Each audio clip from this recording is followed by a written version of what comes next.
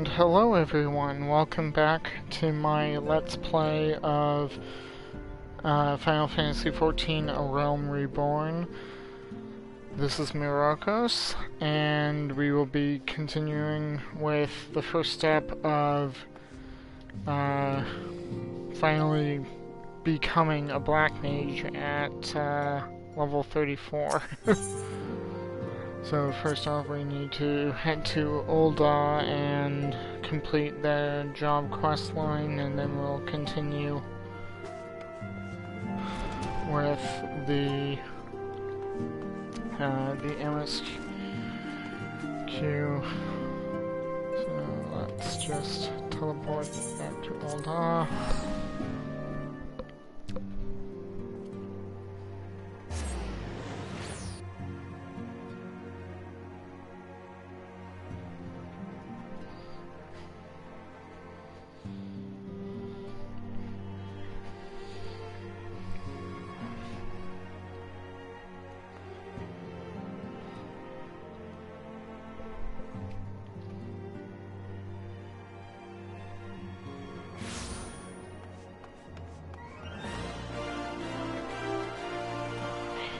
And then,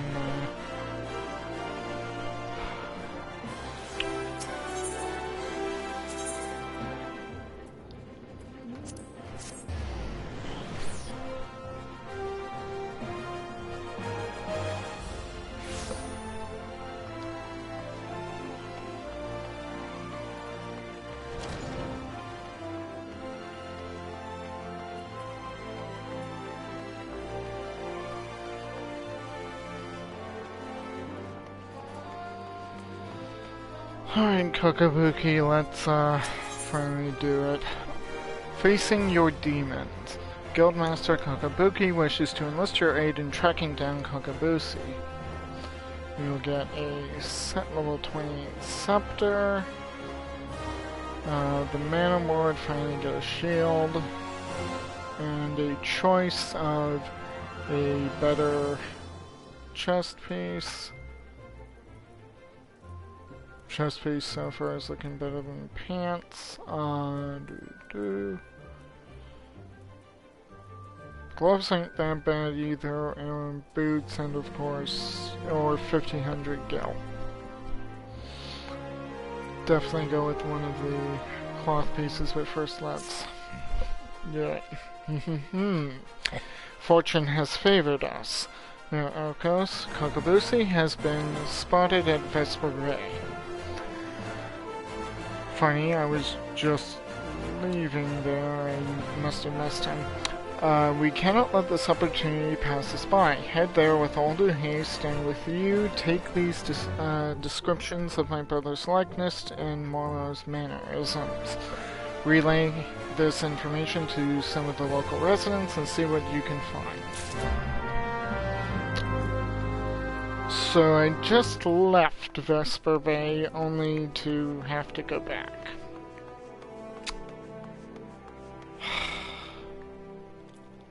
I suppose I can redeem one of the...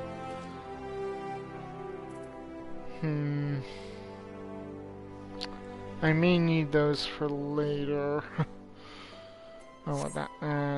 So I'll just teleport to Horizon and then ride on my mount there.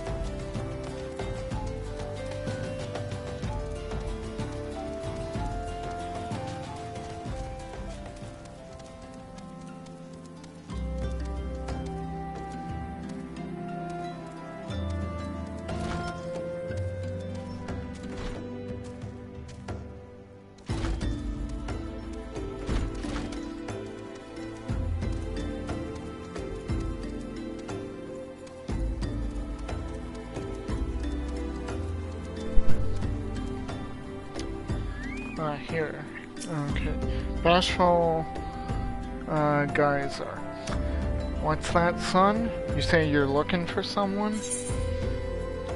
Yeah.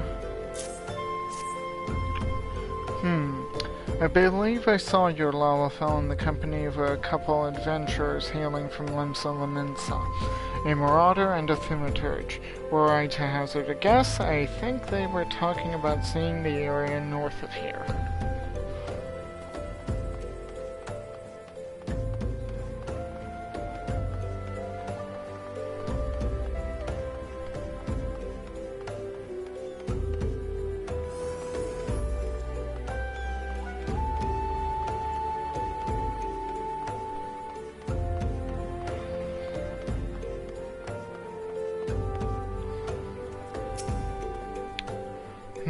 Something I can do for you, stranger? Yeah, have you seen this potato person? Now that you mention it, I did see a Lalafell who matches this description. He was watching the ferries come in with more than a passing interest. Looking to hire some adventurers or some such, I reckon.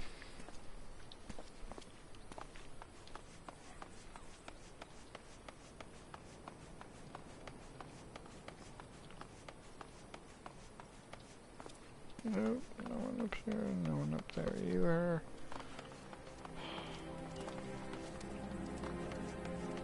Okay, where is this third individual? Not around the building.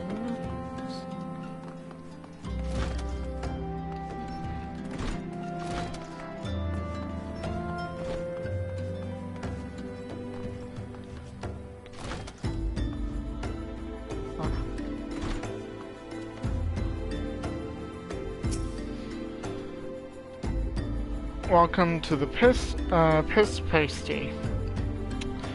Or is it Piss Past? Love, what can I get you? I'm looking for the whereabouts of this Lalafell. Information. Is it I, that little bloke was in here, bringing a blush to all the young maiden's cheeks. What he lacked in height, he certainly made up for in boldness. Left with more than one lasso on his arm, he did.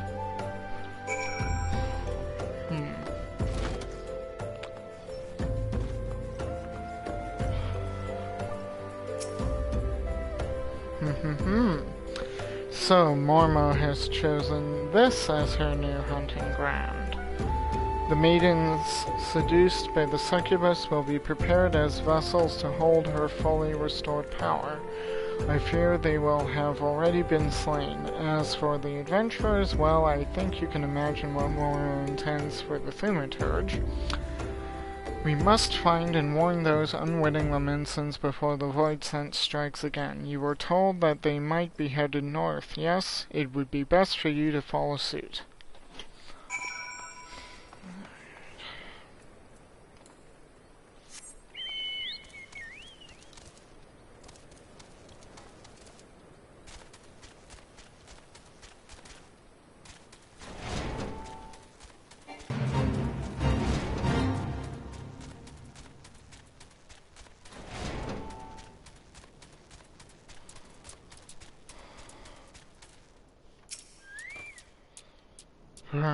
Still here. It's still here. Somewhere close.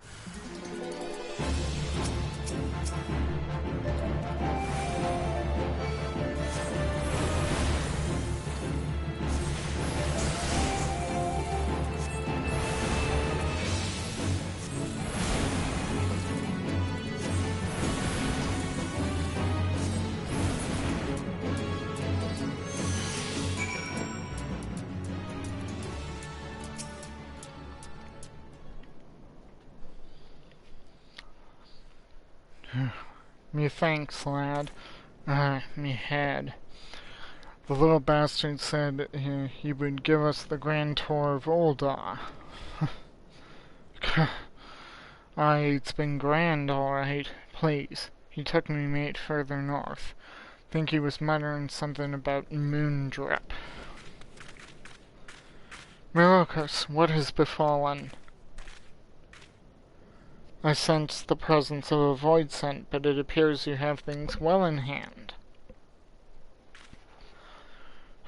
Mormo is in Moontrip, a fitting place for the battle to come. It is time to finish this, my brothers. Kakabusi will be a slave to that fiend no longer.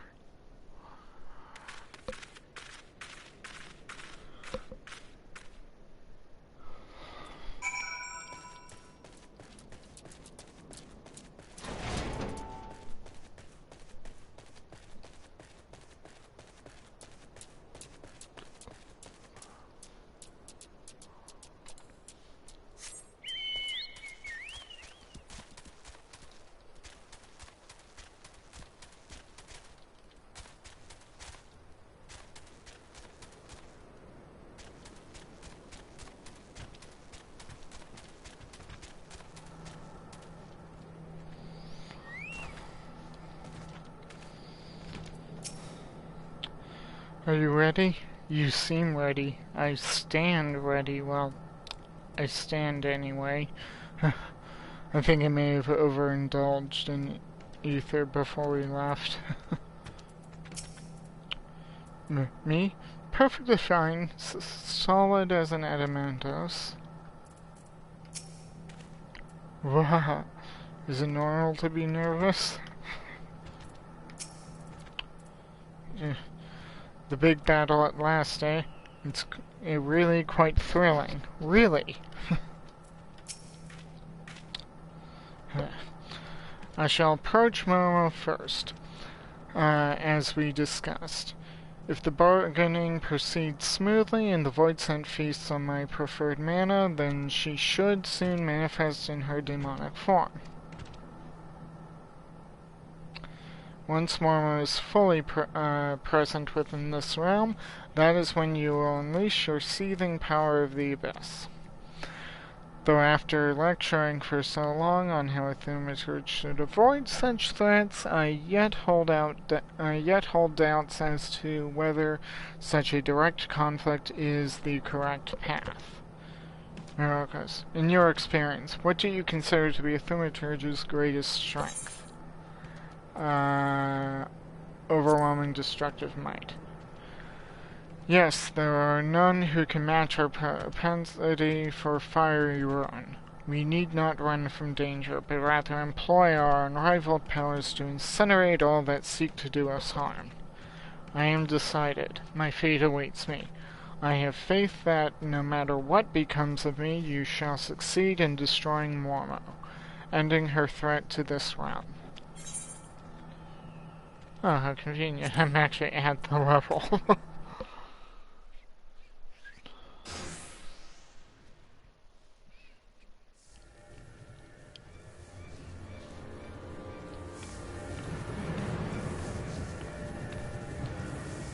Enough, Mormo.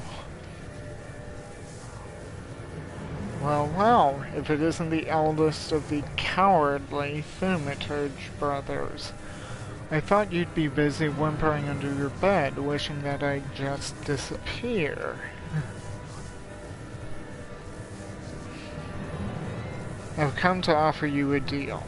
I know you seek the etheric energy needed to substantiate your true form, but how much time do you intend to waste feeding on these lesser mages? Compared to these stripling sorcerers and their trembling arcane flames, my power is as a blazing sun. Would you not prefer to take what I can give you?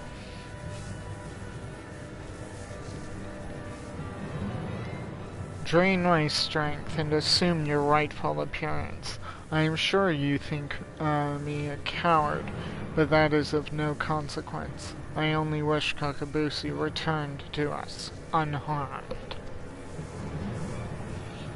Hey, you are wise to acquiesce, mage.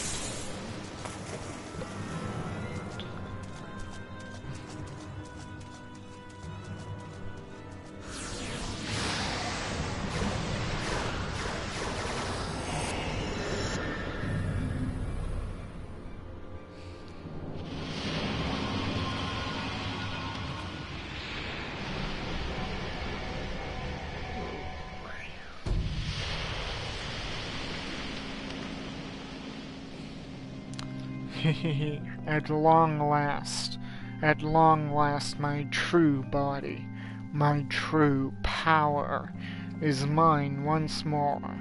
I believe a stretching of the old arcane muscles is in order.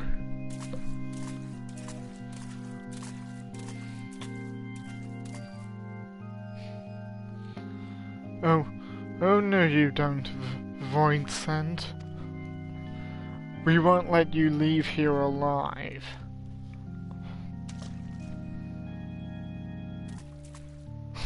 Of course they're cowering behind me. So you risk your lives in a valiant rescue attempt. You should not bet what you are not prepared to lose. I shall tear the ether from your very marrow.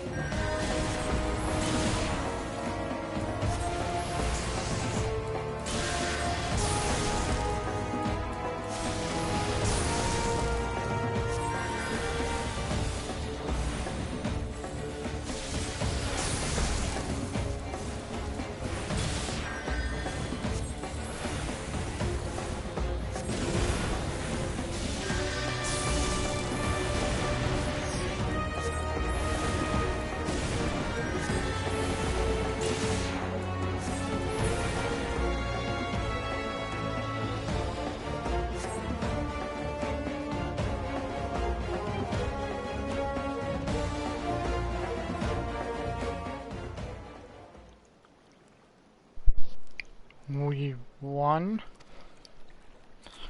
We won! Victory is ours!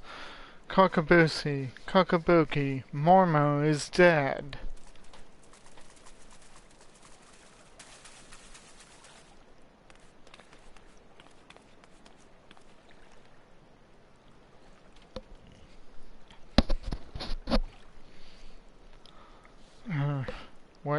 Where am I? Thank fall you're awake. Kakabuki is returned to us. Our sibling has yet to stir from his somnolent stupor. Buki. Oh no.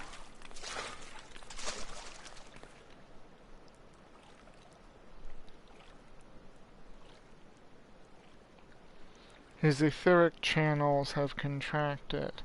They are barely sufficient to sustain the flow of his life force. If we do not increase his capacity for ether soon, his vitality will drain away completely.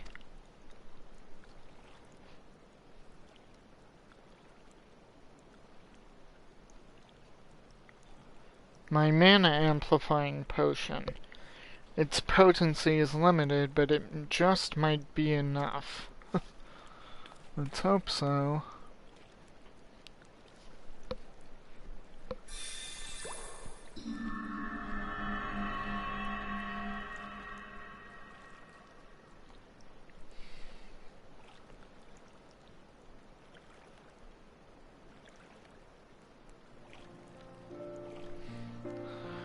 I see the battle ended as I expected. You did it, Kakabusi. Your alchemy saved him. Yay! How nice. And we would not have prevailed without you, Myrokos. We will bear our brother back to the ossuary. Pray meet us there and that we might properly express our gratitude.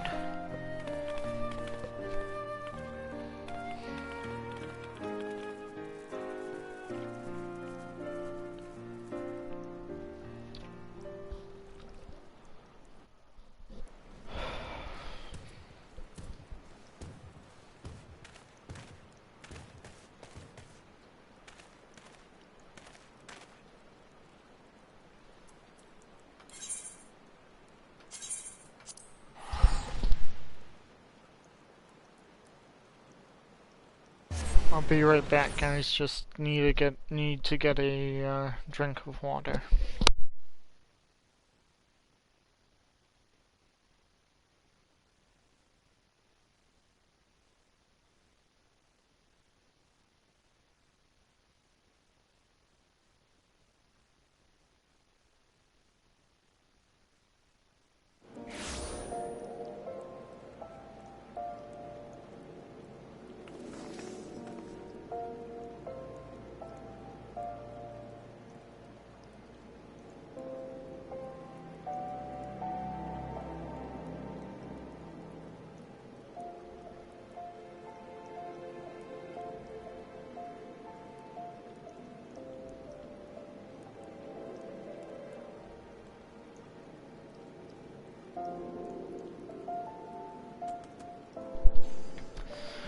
And back.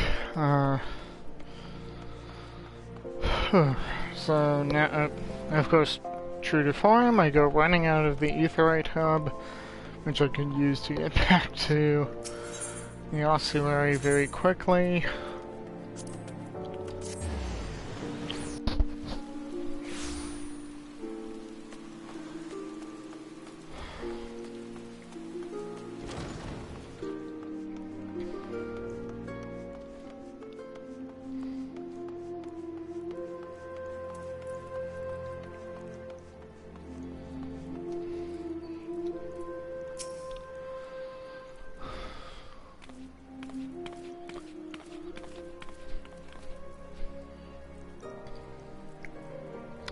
Thank you, Myrokos. After seeking refuge in the comforting shadows of the abyss for so long, I had lost sight of the blazing glory of which thaumaturgy is capable of.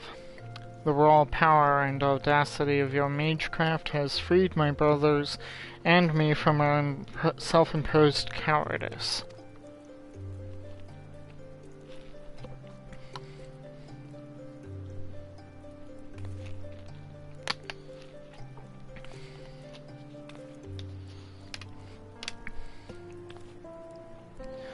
I thought Thal himself had his fingers at my throat, but this sensation of hard-won supremacy is strangely satisfying.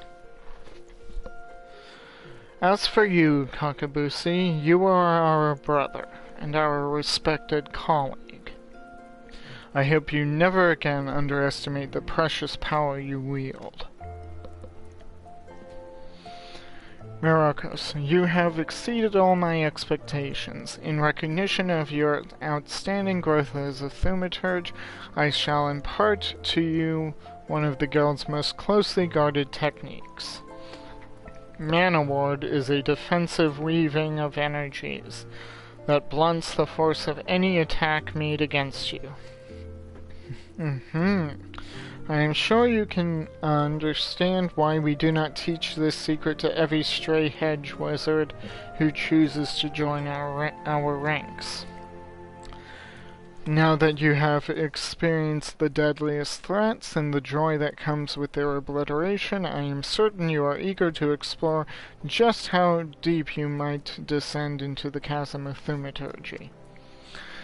May your struggles bring wisdom, and your wisdom bring courage.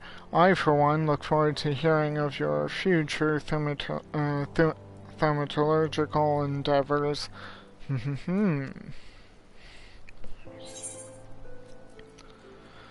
Okay.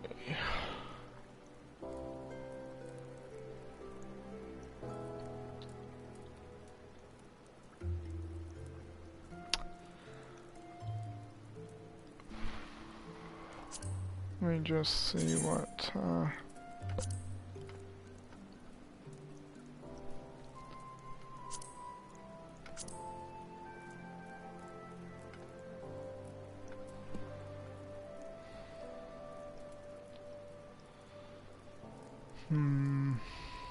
The gloves are better than the pants.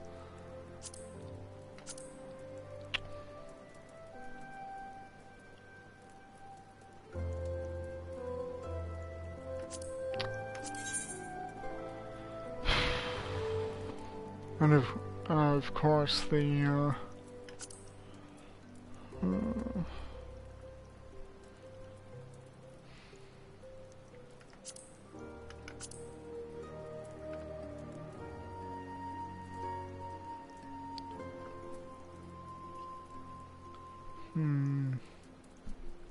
oh, what to choose? So I've been getting a lot of chest items.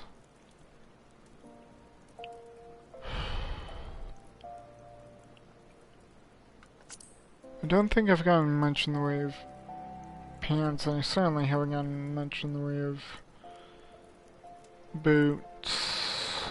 But the chest does have the best improvement of stats.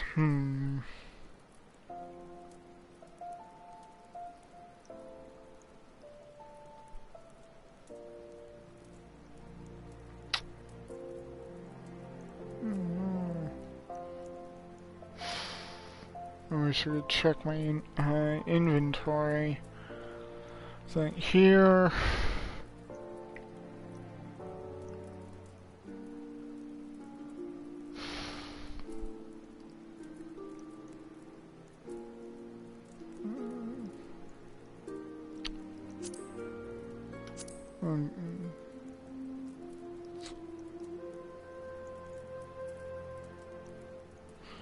Yeah, I'll go with the pants.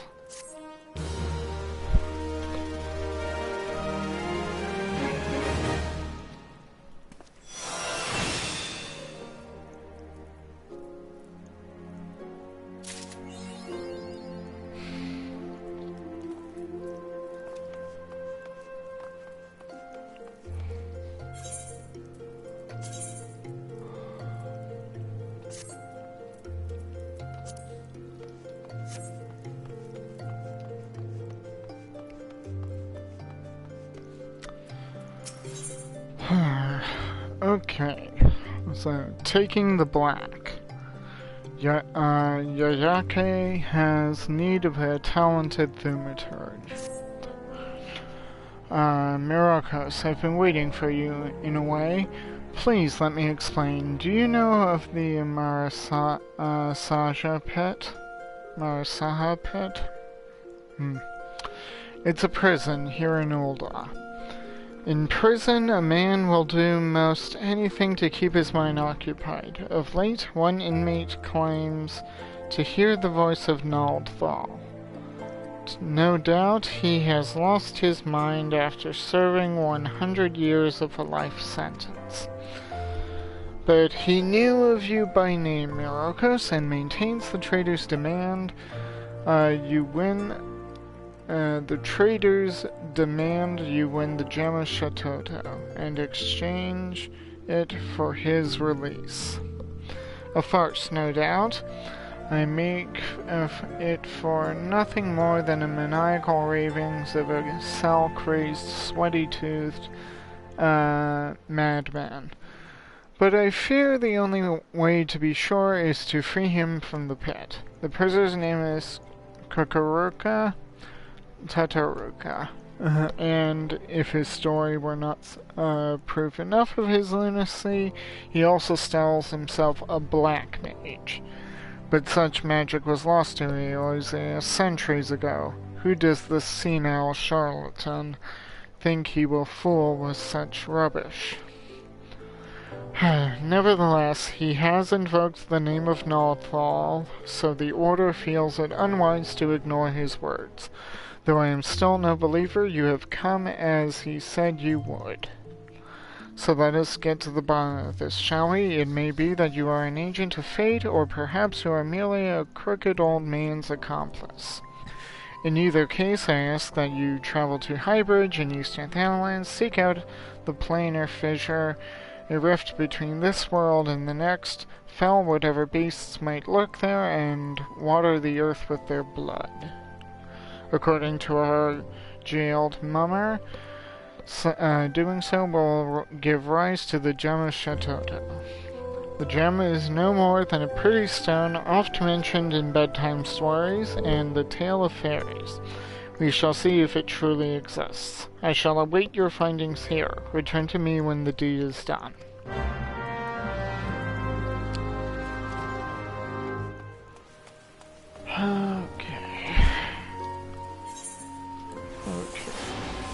Okay, so that's Man Award.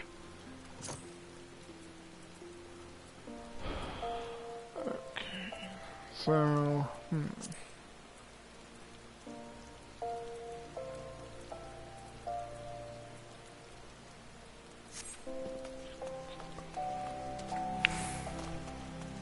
Alright.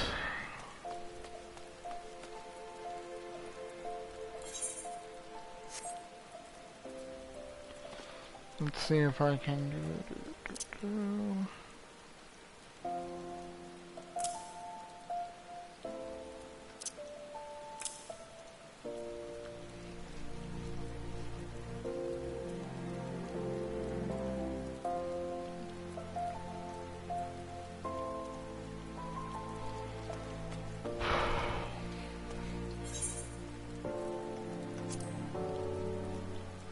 Let me just do a double check here.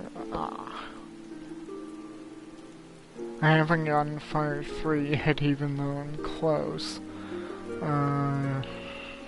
Okay.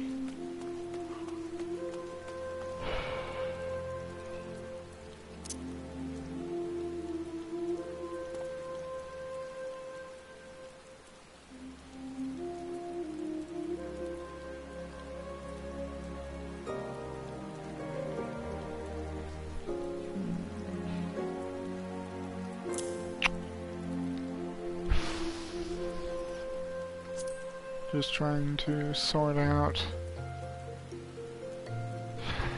the best placement for stuff. I'm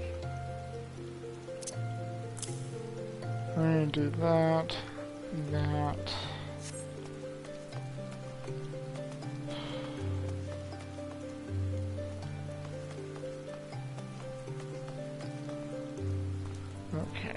So Eastern Panelin.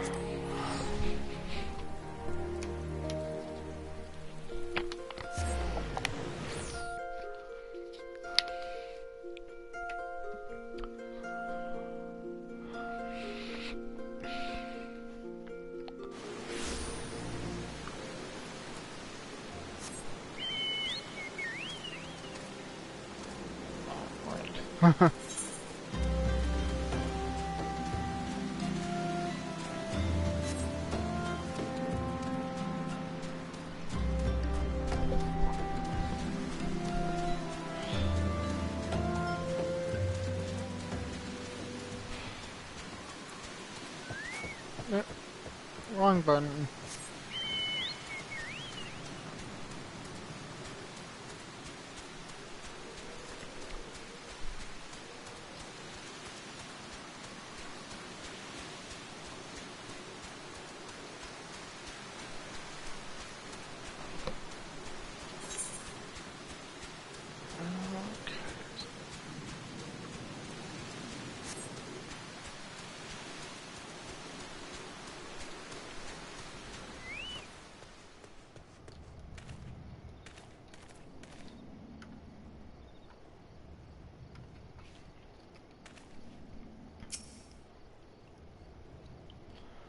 Let's see what's in here.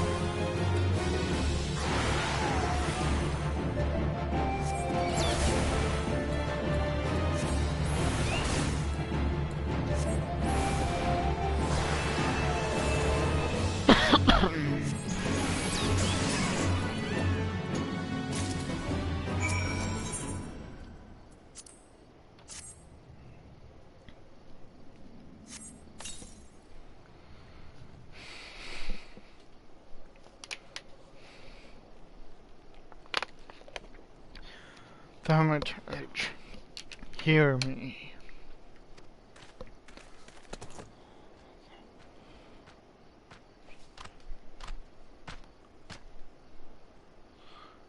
Put up your weapon, friend. Kazakcha means you no harm.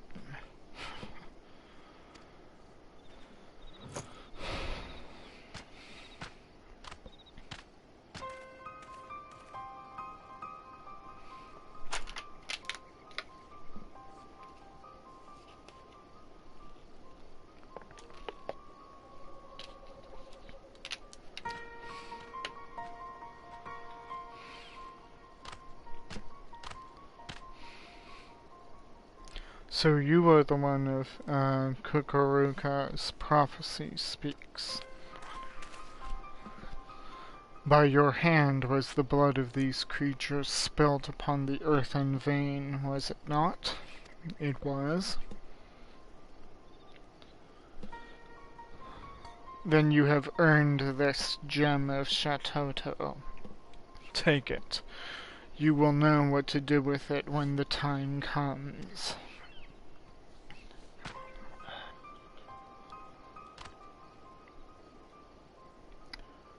With this, my part is done. Farewell, for now.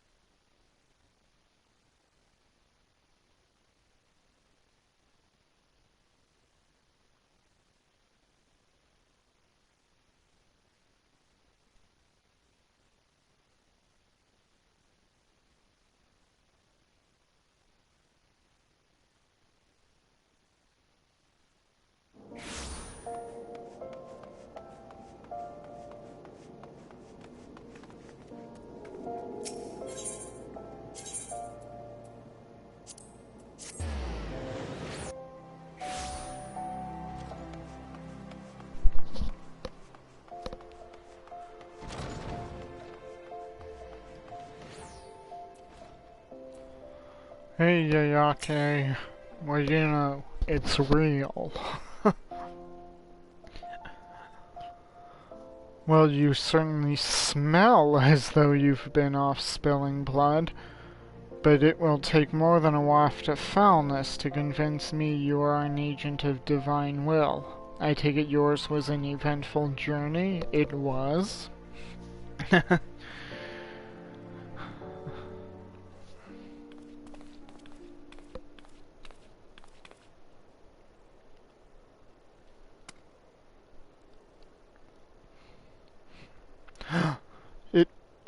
It's exactly as described in the tales. Could it be the gem of Shatoto? 12 be good, I can feel the magic pulsing within it. The tales tell that only souls blessed by the grace of Nald are entrusted with the keeping of the gem. This is beyond mere coincidence. I must investigate further. And you must assist me, Myrokos. This now involves you as much as any other. Still, I cannot shake my inner scepter of Kukuruka. Still, I cannot shake my inner skeptic. If Kukuruka somehow made contact with the outside world, he may be manipulating adventurers, such as yourself, for ends yet unknown to us. I will call an emergency council of the Order. Please wait here.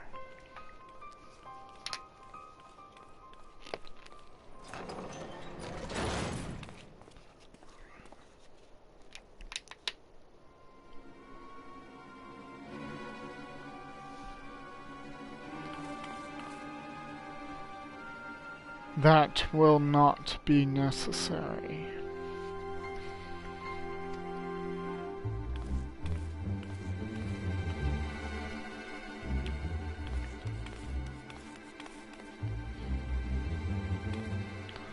Kukuruka, what are you doing here? How have you escaped the pit? Watch your tongue, you insolent fool. Master has passed a century in meditation, communing with Naldthal. You will address him with the proper respect. The jailers of the Marasaha pit are very different from the heretics of your order. Suffice it to say they had the wisdom enough to listen.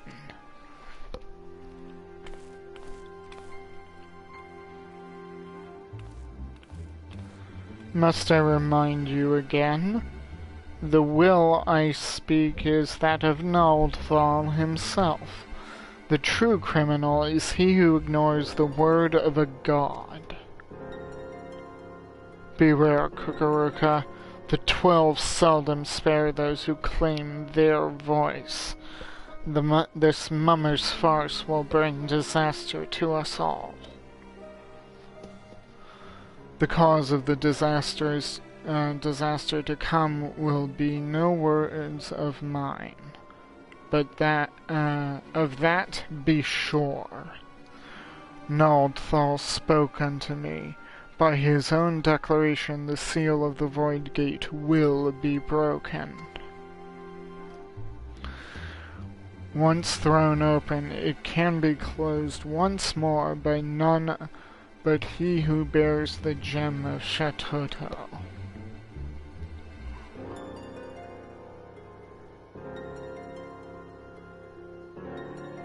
I speak of you, Myrokos Tia.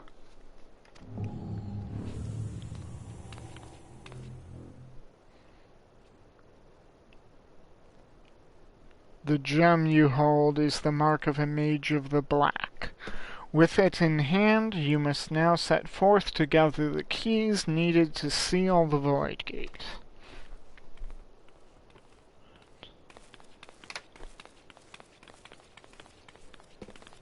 Wait! You can't... I mean, you don't have the right to. I can't just let this happen. Silence. You hollow-pated prig.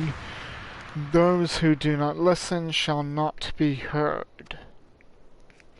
You take for yourself the title of thaumaturge, and so I will not suffer you to claim ignorance. You know as well as any of the existence of a netherworld rife with shadow and monstrosity, the Void. As the power of the Void waxes, the barrier between it and our world wanes. Eventually that barrier will falter and the Void Gate will open. Once it has, only the black magic of Eld can reseal it.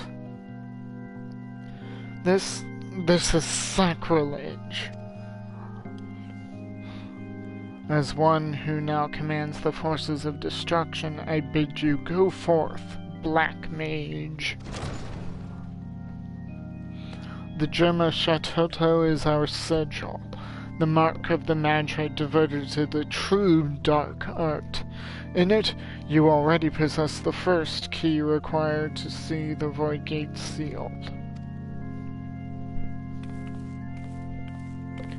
You have taken the black, but time is needed before the black takes you, before it permeates mind and body and colors every fiber of your being dark as pitch. Visit Milvaneth Sacrarium, and there hear the words of Lalai.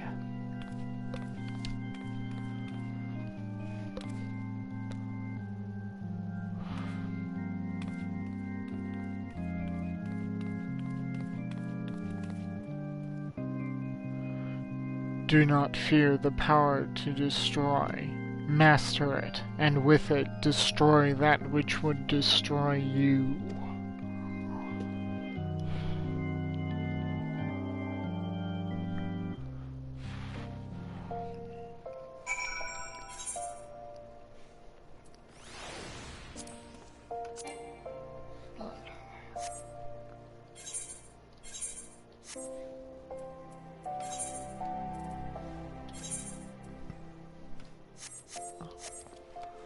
Okay, need to, can't equip anything just yet. Need to visit Lalai.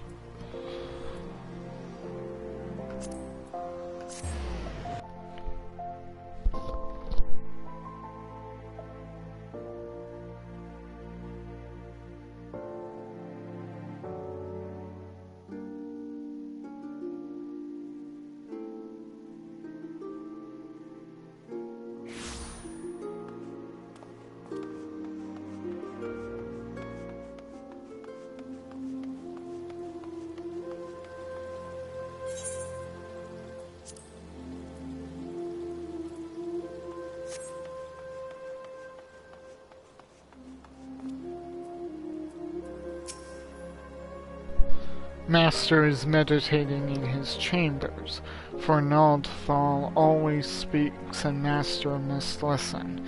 He has entrusted me with guiding you on your path, but you must walk alone yet. Come again when the black has grown stronger within you. The next Black Mage quest will be available from Lalai upon reaching level 35.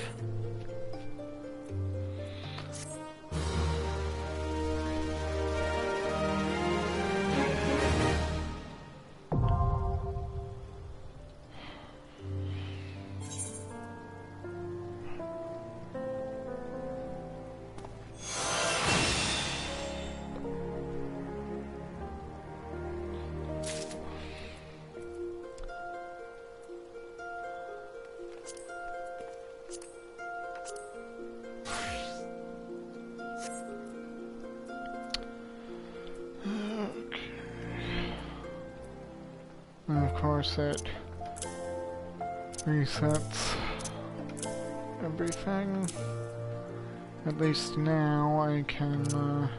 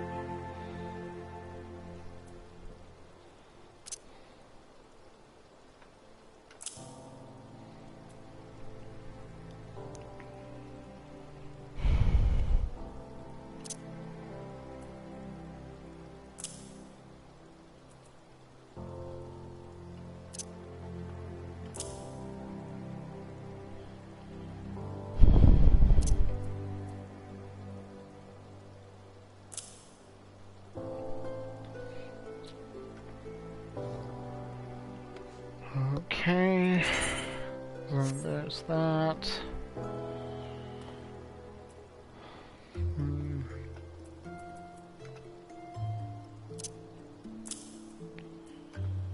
I'll have it there for now.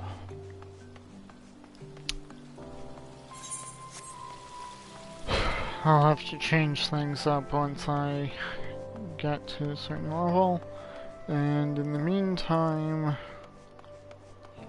there's more MSQ to do.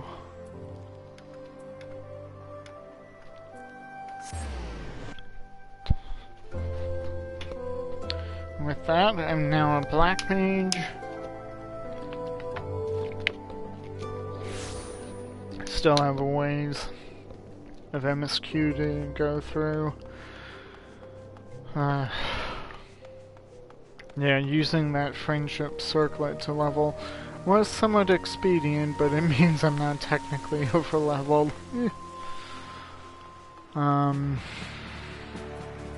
Okay.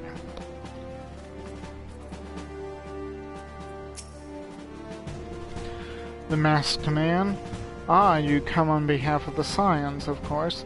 Yes, as we've already relayed to Lady Minfilia, there has been a sighting of this rogue near about eastern Thanalan. A breastplate stationed at High Bridge described him in detail when he alerted us to suspicious activity. I would point you to the witness, but I'm afraid he died not 2 days ago, slain by a marauding horde of Kickern. Fate can be most cruel. But do not be too quick to despair. Being situated on trade route, Highbridge sees its fair share of travelers. Folk are always coming and going, and some among them may well have caught a glimpse of your target. You could do worse than to speak with a merchant named Hihibaru. The fellow's always starved for customers, and he'd no doubt welcome your attention, whether or not you have the coin or the mind to spend it.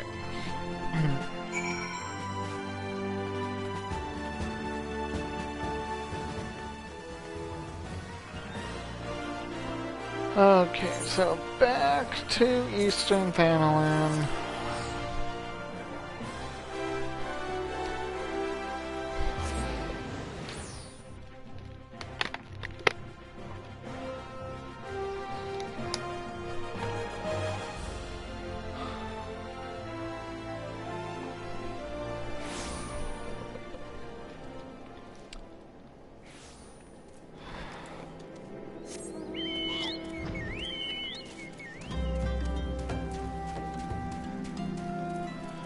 And off we go to Highbridge.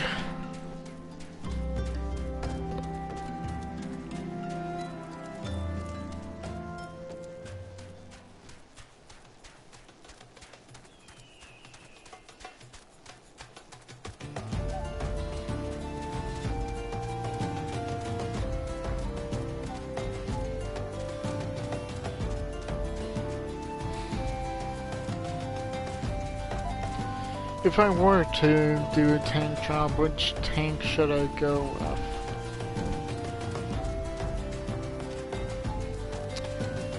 Just a thought.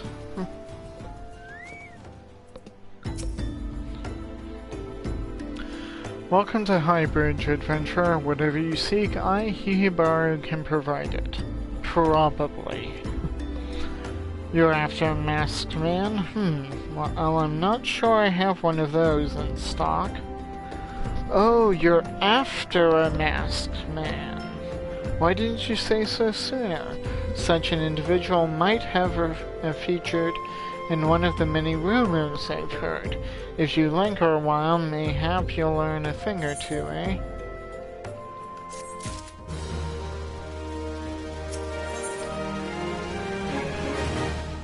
Highbridge Times. Hihibaru wants your help to wants to help you find La Habrea. Maybe.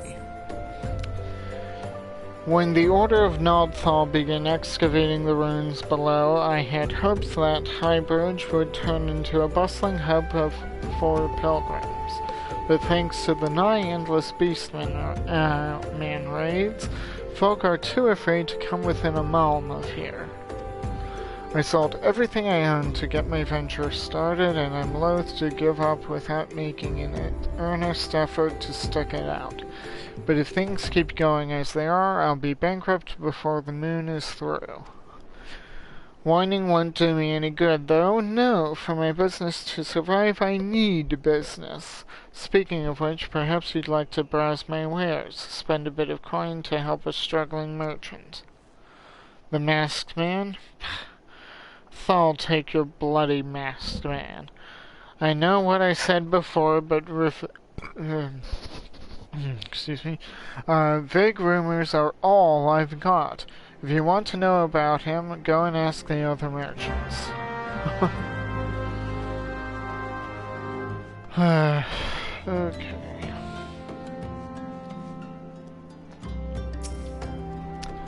On the trail of a masked man. Aye, I've heard of him, but only in hushed tones and faint whispers. It's said he wears a black hooded robe and looks right suspicious, and that's about all I can say, little though it is.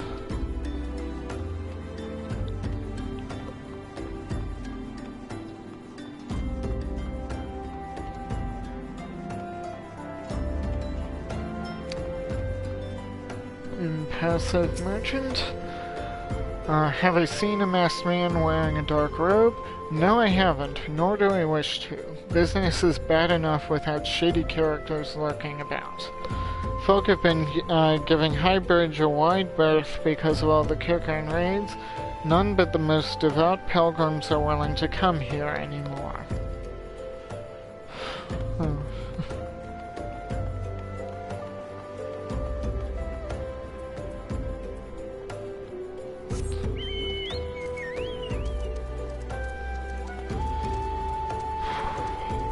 I can't wait until I'm able to fly.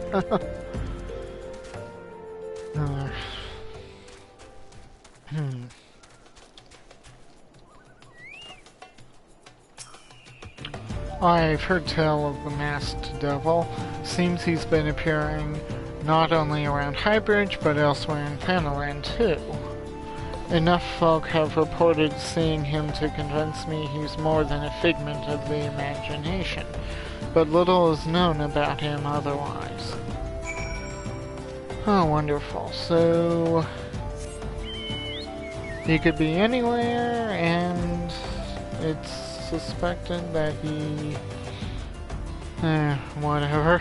Nobody really knows or cares much. At least not here. Judging by your expression, I take it you didn't learn much of use. No, I did not. Look, I'm sorry for my rudeness earlier. It's just that things are tough for us merchants at the moment. The kicker raids are so constant, so organized, we're beginning to suspect that someone is orchestrating it all. Maybe it's the masked man? Just saying. I tend to put my own welfare first, like most of us do, but that doesn't mean I'm a bad person. I promise to keep an eye out for your masked man. If I see or hear anything, you'll be the first to know.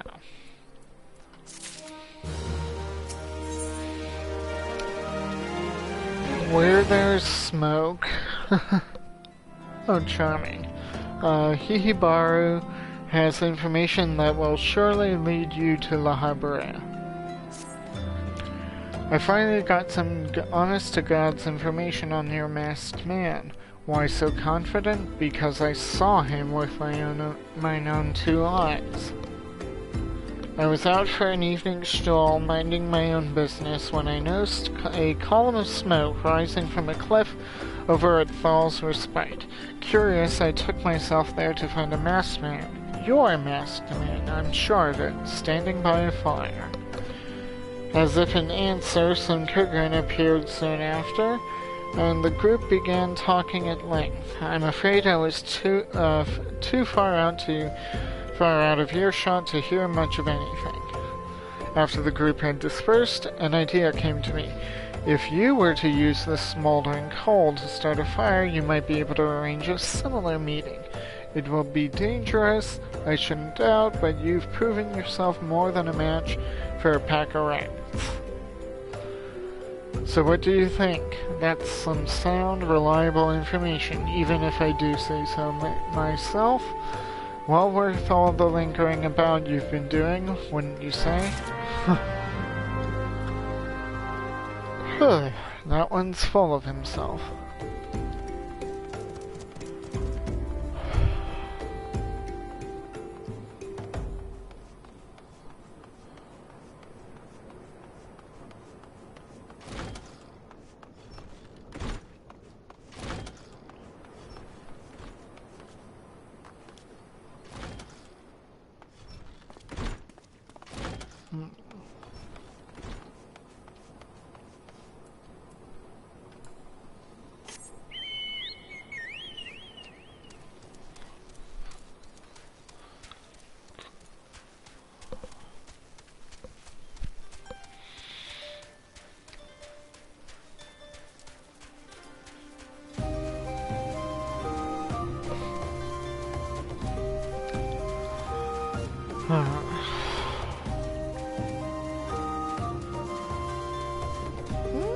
What's the matter? Oh, it's time.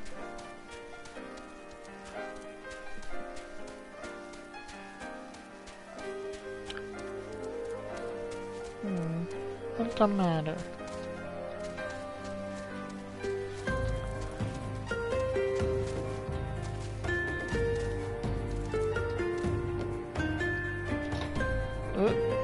Careful.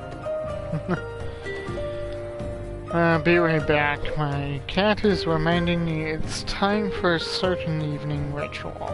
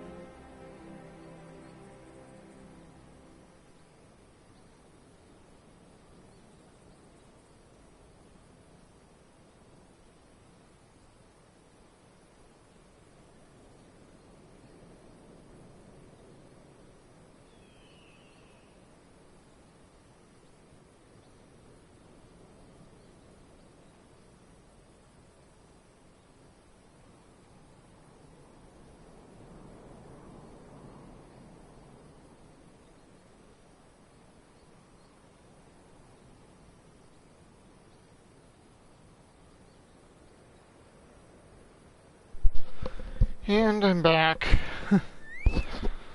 Evening ritual is completed, or at least my part of it is completed, and now...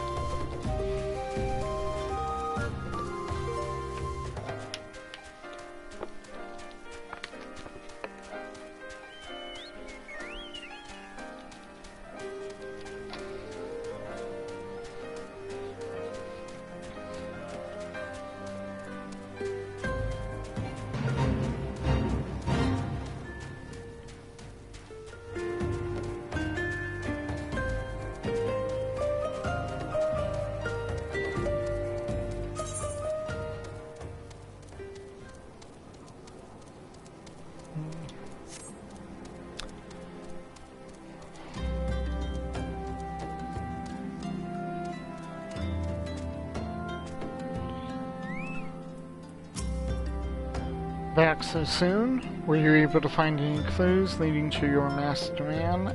A masked man, yes, not the one I was after, though. Ward of the Destroyer. A paper word inscribed with a prayer to the patron deity of Alamigo Ralga.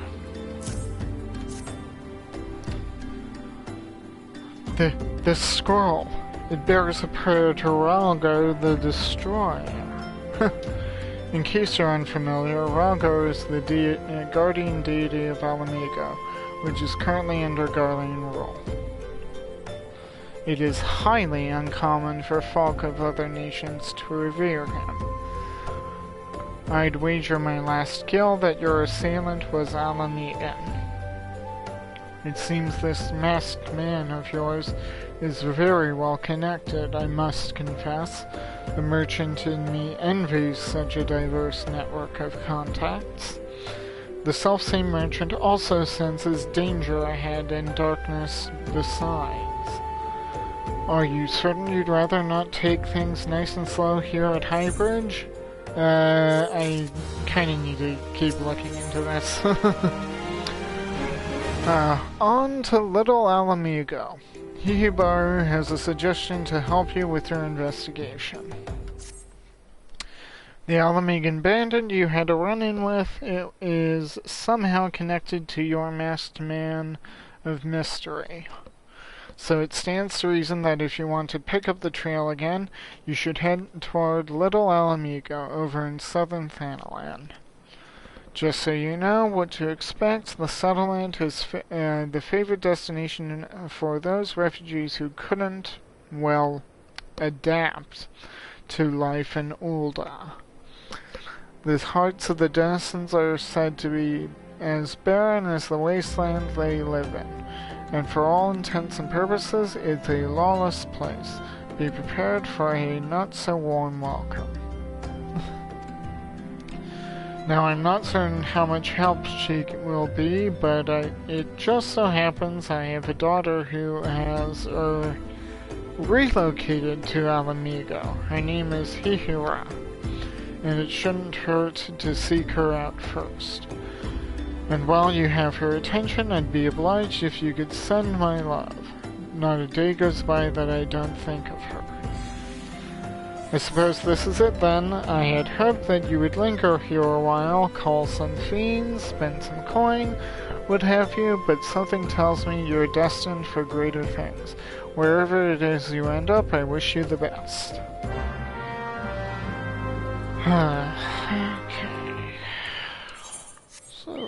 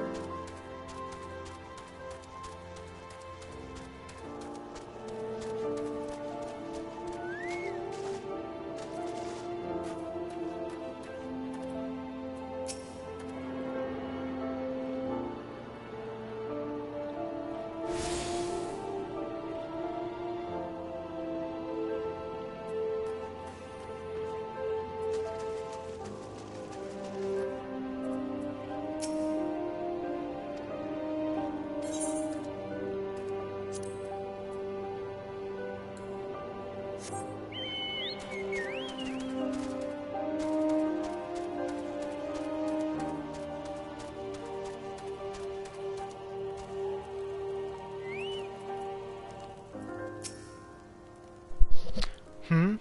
Well, yes, he borrows my father. He said, what? I wish I could be a better daughter to him. It's just that... Oh, I'm sorry. I shouldn't bother you with family matters, but I am grateful to you for delivering the message. Now then, what brings you here? A masked man. I'm afraid the description doesn't ring a bell, but one of the others here may have seen something. I would recommend you first speak with Gundobald. The leader of this settlement. I must warn you, though, he isn't exactly accommodating to outsiders.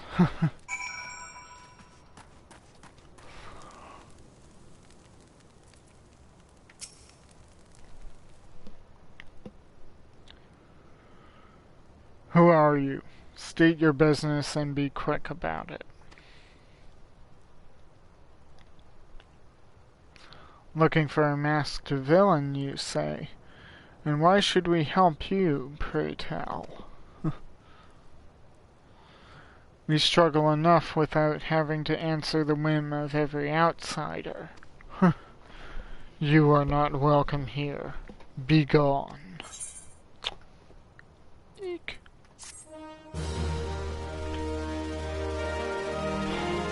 Well, that didn't exactly go well.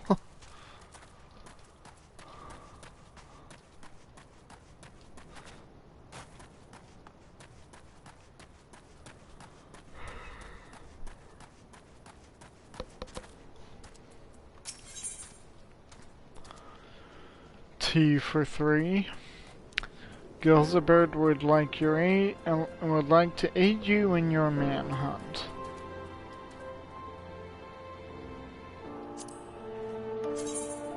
Okay, that's same rating as what I'm wearing right now.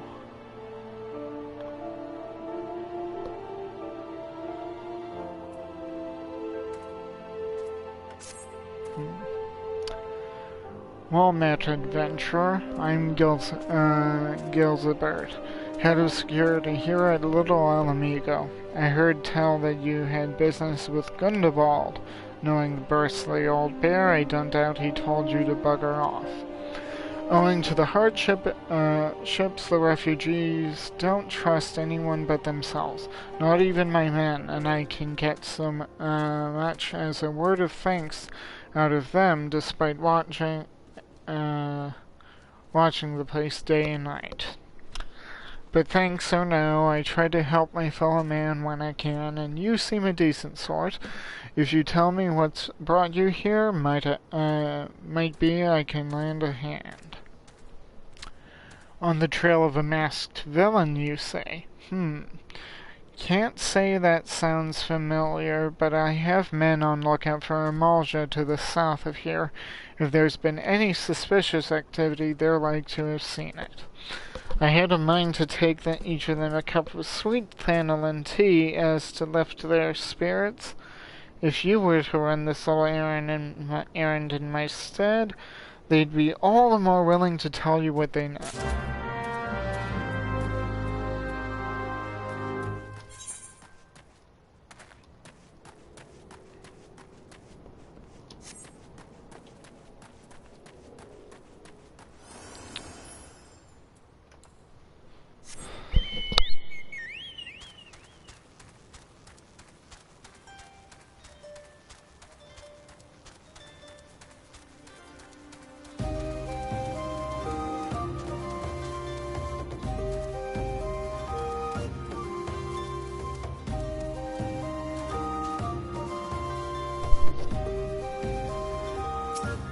Hey, Osric, got you tea. Who the hells are you? I'm trying to conserve energy here, so leave me alone. Sweet thanalan tea, a piping hot infusion of freshly picked young thanalan tea leaves, mixed with rich goat cream and a generous spoonful of golden cactar flower honey. That sounds nice. Well, ain't you considerate? My thanks, friend. What's that? a masked villain hiding among the refugees like as not. My compatriot says, live here, go about as though they're dead on their feet. 'Tis near impossible to tell what's on their minds. For all I know, they're all up to no good. I wouldn't be so sure about dead people in this area. Something about the ruins.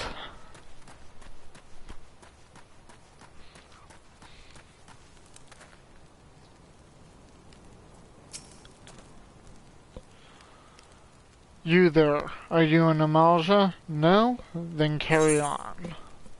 And let me give you your tea first. This sophisticated aroma. It has been forever since I had a drop of sweet vanillin. I'm going to enjoy this. I wonder what herbs are in vanillin. Huh. What, a masked man? I don't know, don't care, unless he's got dark, scaly skin, stands 10 fulms tall, and has the face of a lizard, then I don't give him a moose fart.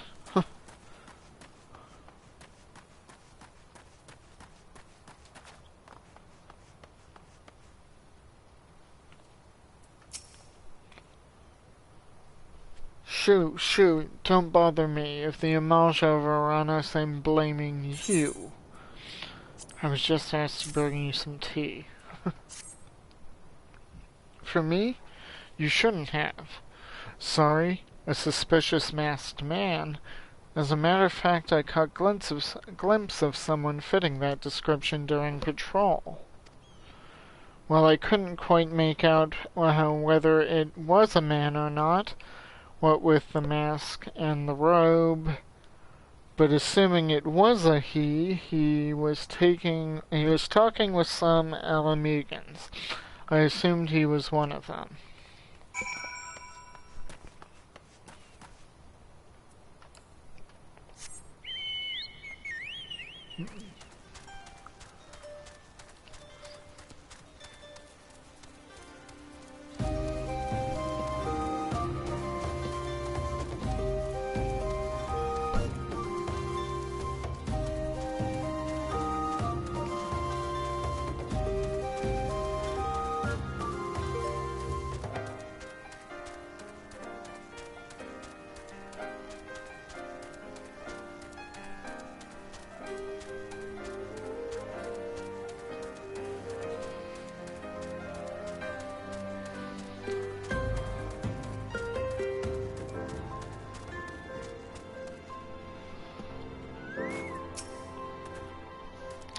Ah, you're back. So did my lookouts have aught to share with you? That doesn't sound like much to go by. If you're going to get any further in your investigation, it seems to me you'll need the cooperation of the Alamegans. For this, you'll need to win their trust, and that won't be an easy task.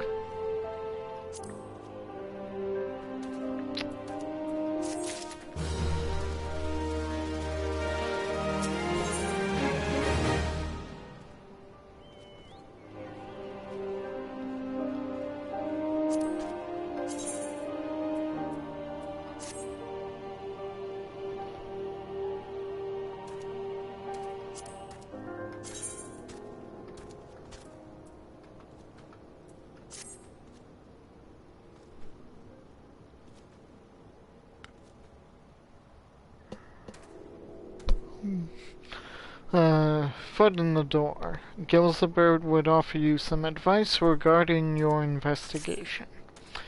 So you're determined to press on with your investigation, and I have some advice to offer. As I said before, you won't get far without the Alamegans' trust, and the best way to win that trust is to get a compatriot of theirs. Someone they respect to vouch for you. Coin does the talking in Olda, but the Alamegans are bound by something far stronger, if not as tangible, a common purpose. That purpose is, of course, the liberation of their home from the Garlands. Gundevald belongs to the Alamegan resistance, so your best bet would be someone who's a part of the same crew. If you know any well-connected people, you might want to start asking them.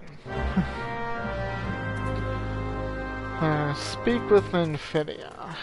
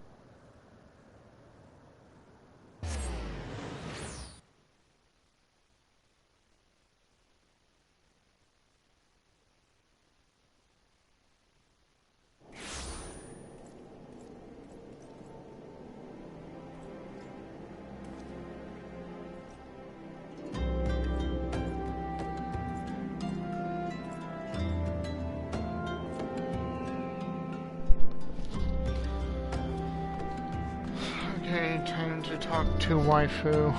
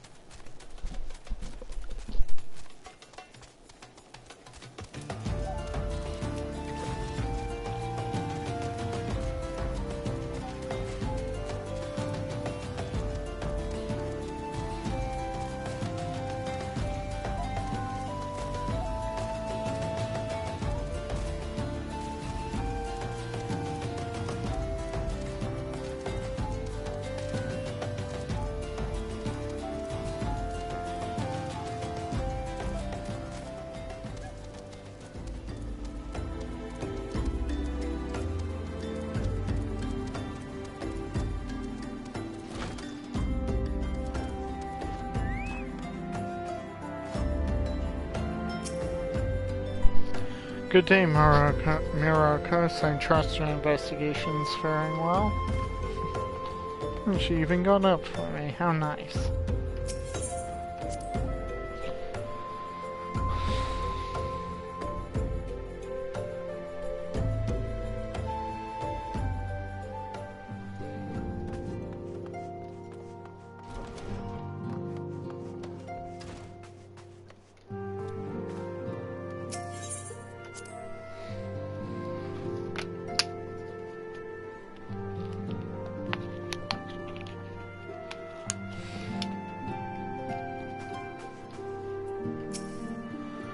Welcome back, Myrokos. How fares the investigation?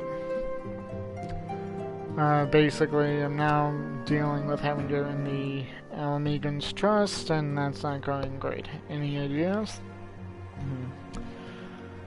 I see. Given all that they have suffered, it's of little wonder the Alamegan refugees have lost faith in their fellow man. They have had their homeland taken from them, and for the past 2 decades have had to see it remain in the enemy's clutches. To compound matters, none of the 3 city-states have the means to take in all those who were displaced.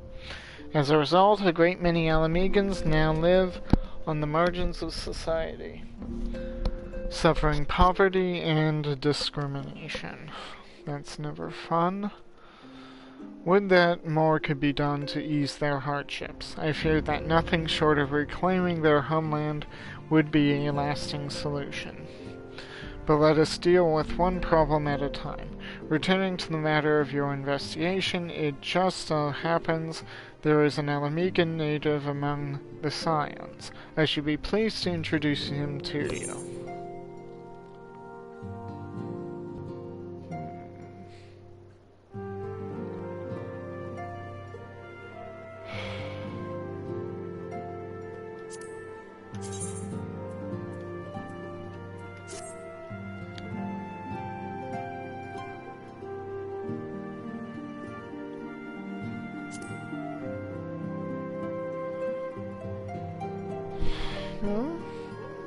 What the matter? Owen? What the matter?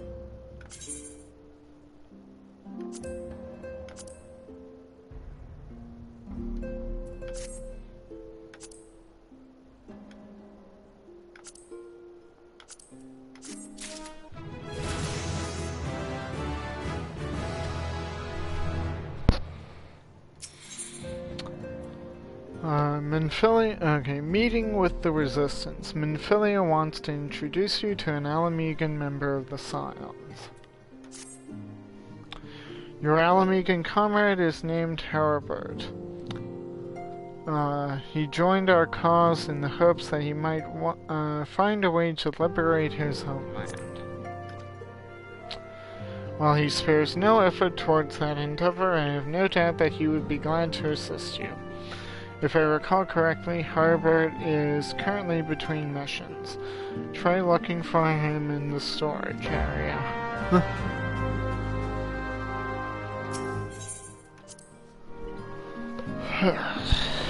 Okay, so let's go talk to Haribert.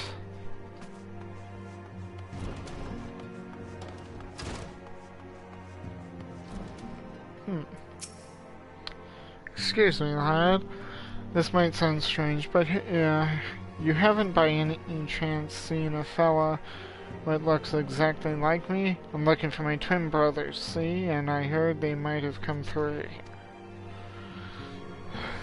They could be dead for all I know. At least it feels like I've been chasing ghosts for an eternity now.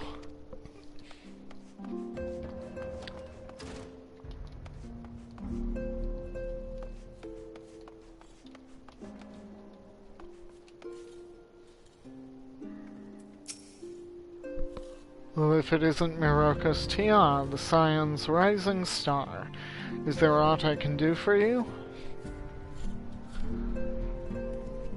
You wish to win the trust of the people of Little Amigo. That is a daunting task, my friend, even for our own countrymen. I would like nothing more than to help you, but I'm afraid my name no longer carries weight with that lot. I used to be a member of the Alamegan Resistance, you see, but I left in favor of joining the Scions. Though my allegiance may have shifted, my purpose remains ever the same, the liberation of Alamego. Yet whatever my reasons were, I abandoned my comrades, and they'll have nothing to do with me. Now, while I may have no more friends in the Resistance, I know someone who does. Her name is Albreda, and she is a resident of Quarry Mill. Say my name when you meet her, and she won't lead you astray.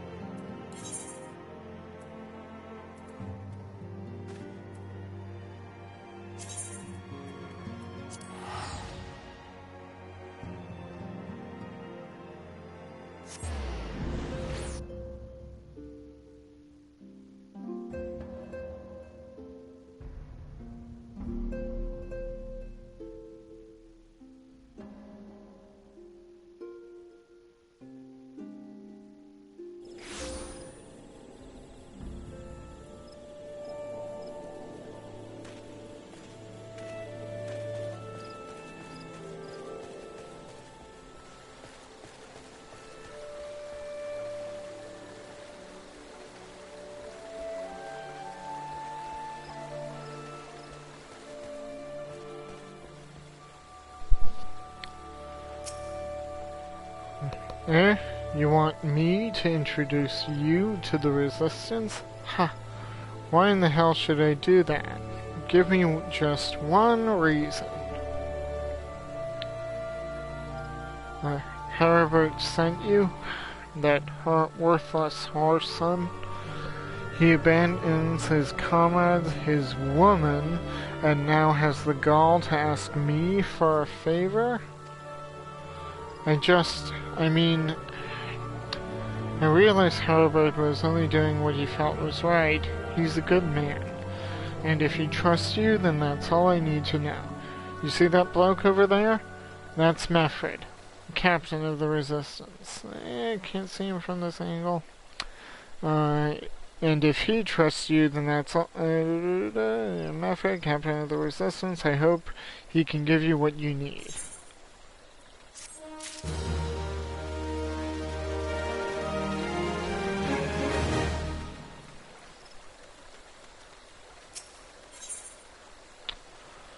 Killing him softly.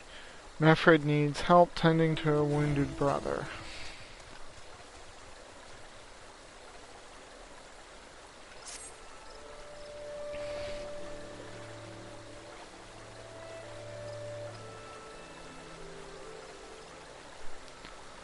I'm Meffred, a proud man of the Alamegan Resistance.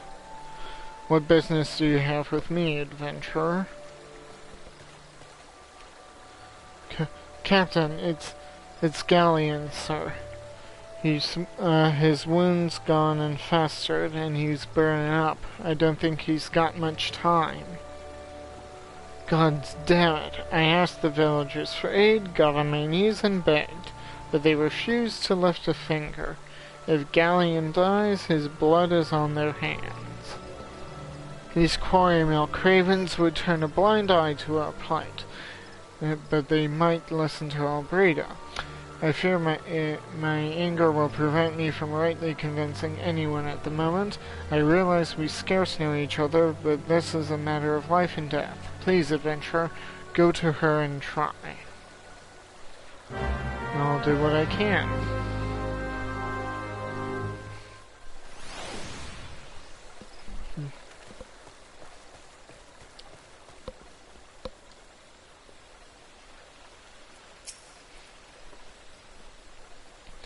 One of Meffred's is in bad shape, you say. I'm sorry, but there's naught I can do. I want to help. Truly, I do. They're my countrymen, after all, but that means going against the elemental's will. I've been at Quarry Mill long enough to know how right terrible the beings can be. I couldn't forgive myself if everyone gets banished because of me. If there is anyone who can help you, it'd be Charlene, the hamlet's resident hearer. If you take the matter up with her, might be she'll listen, though I wouldn't get my hopes up.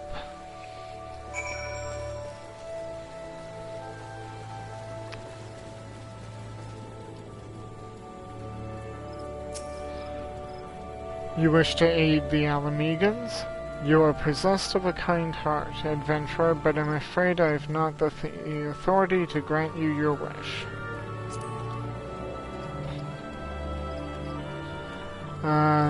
This authority belongs only to the elementals, eternal guardians of the 12's-wood. All outsiders, be they babes at the breast or men grown, are judged of a night, whether they may have a place beneath the boughs. Alas, the Alamegan's petition has been denied. Harsh though it may seem, they do not have leave to receive the wood's bounty. Ever has it been since time immemorial, and ever shall it be.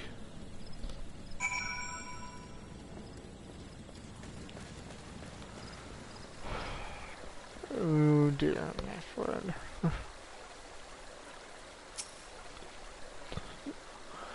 That's how it's to be then? The bloody hero might as well kill Galleon herself. Spit on the elementals and spit on their bloody well. I cannot wait until the resistance is free of this place.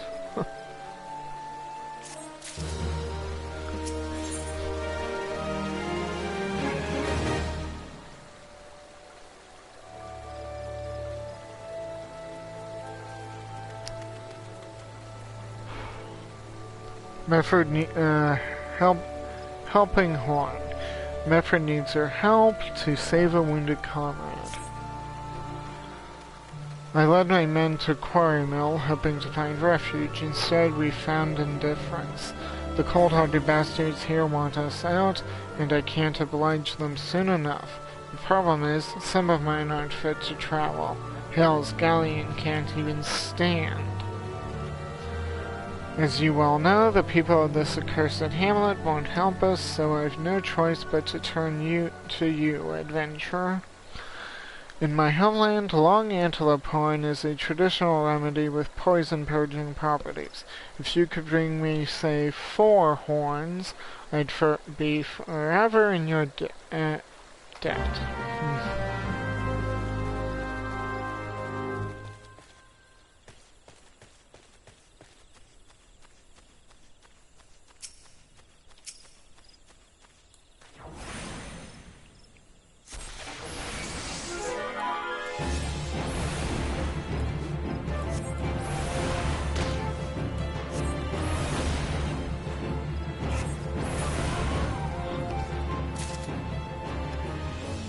There is fire free. So there's that. There's that.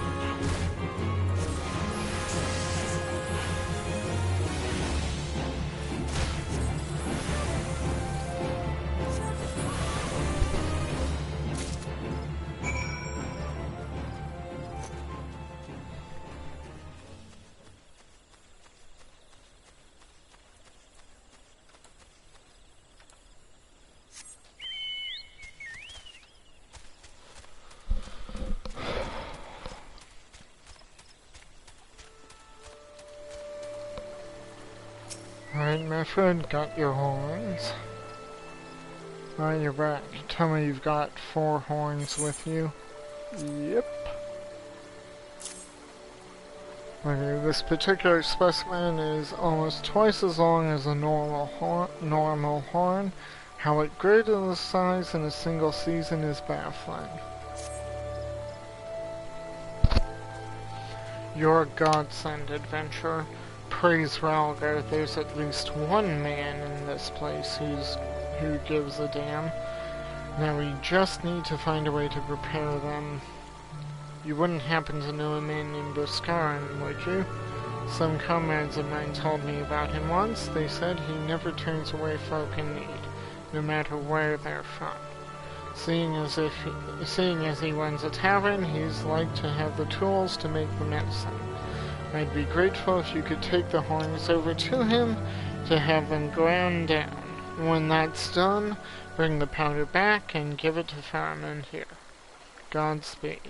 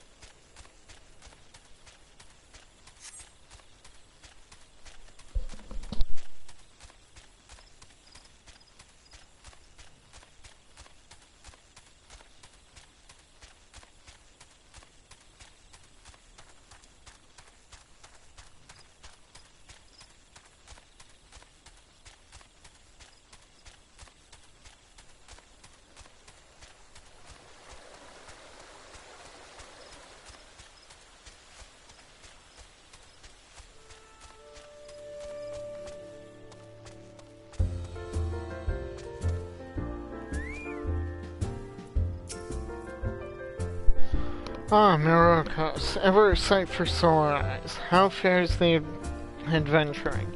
Rolling in the coin like there's no tomorrow, no doubt, hmm? You've got something to show me? Yeah, I got these horns that I need you to make into medicine for someone. Oh, these look like good old antelope horns. Need them ground down to make medicine, you say? Yep. Here's a better idea. I'll give you some of the stuff I have in my stores. I am no stranger to the remedy. An Alamegan friend once used it to treat my festering wound years and years ago. Safe to say, he saved my life. What's that? This is for an Alamegan soldier inquiry mail? So it comes full circle. Well, I hope it helps the poor sod as needs it. Oh, and don't worry your little head off about payment. I still owe you a deal more than you owe me, I reckon. That and that and the fact that I basically gave him the horns he needed to make into more medicine. You pretty much like, yeah, he can take what I had and make more.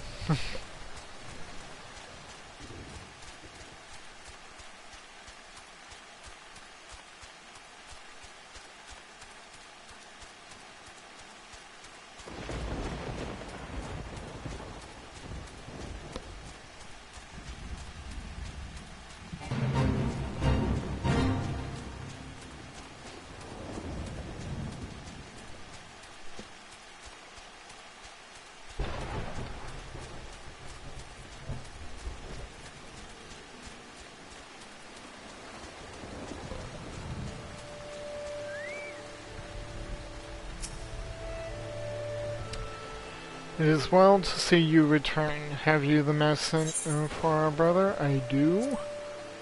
Herbal ointment.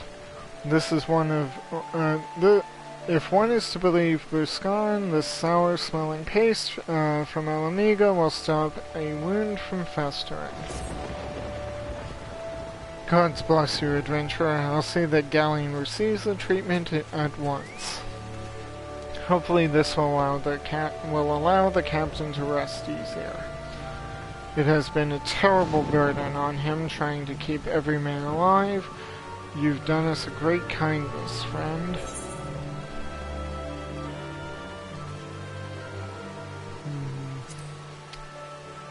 Probably should.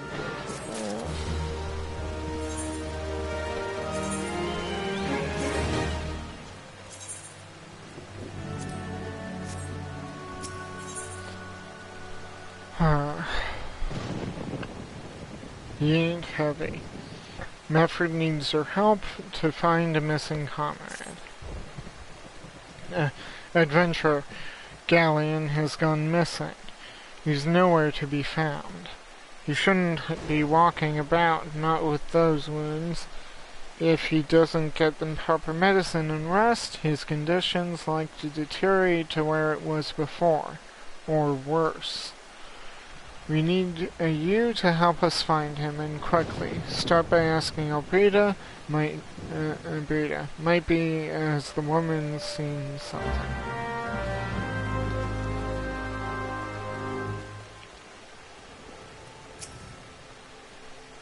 Ah, finally! It's about time you came asking about Galleon.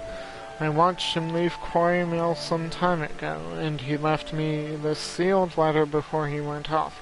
Made me swear not to open it until someone came asking. My brothers, I cannot bear to be a burden any longer. That is why I must leave you all. Do not worry for me. Just find your way safely to Little Alameda. Blast it. Would that I'd known what he was thinking. I might have stopped this folly myself.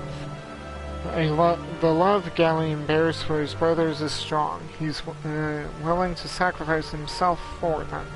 Make no mistake, entering the wood in his weakened state is suicide. And in this weather, ill-advised even under better circumstances of health. out in the wilds, alone. That fool, that great big sentimental fool. My men and I will scour the wood for Galleon. Please help us find him before something terrible happens.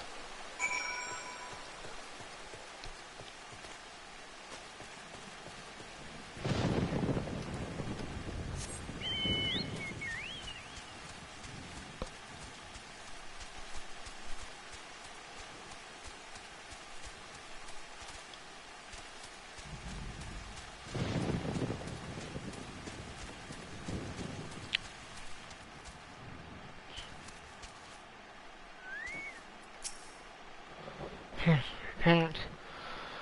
Watch out behind you. A goblin.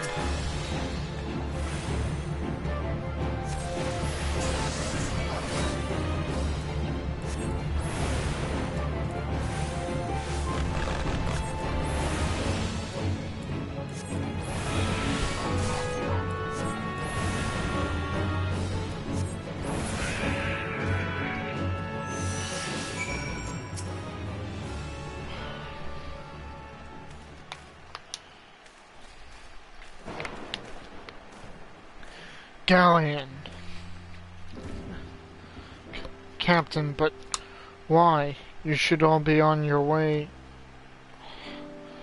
Who do you take us for? We're Alamegans, and Alamegans never forsake one another. Hardships be damned. Remember the oath we swore, gods damn it? The oath to reclaim our homeland?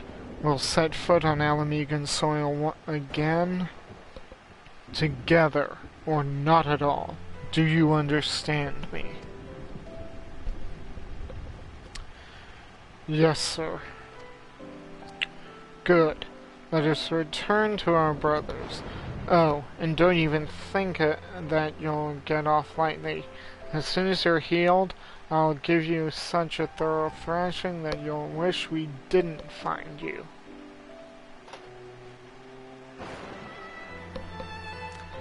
I can't thank you enough for saving Galleon. I will see you back at Quarry Mill.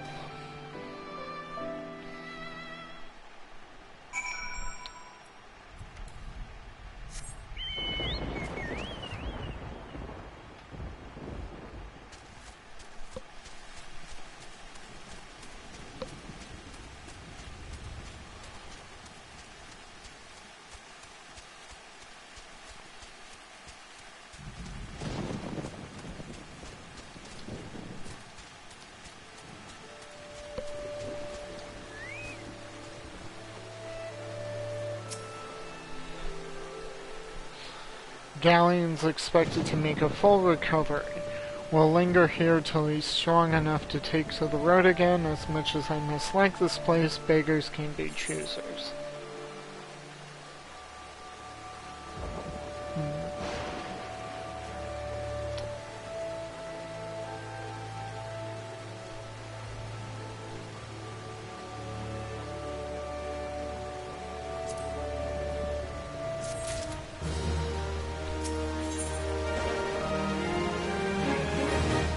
Come highly recommended.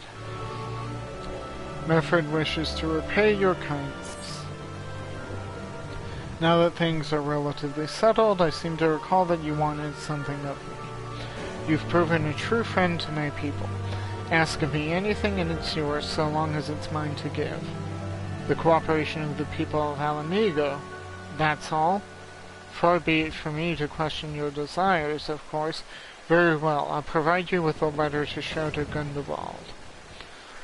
The old bear was my mentor when I first joined the Resistance. He's intimidating to those who don't know him, but he takes care of his own. I have no doubt that he will do all in his power to aid you.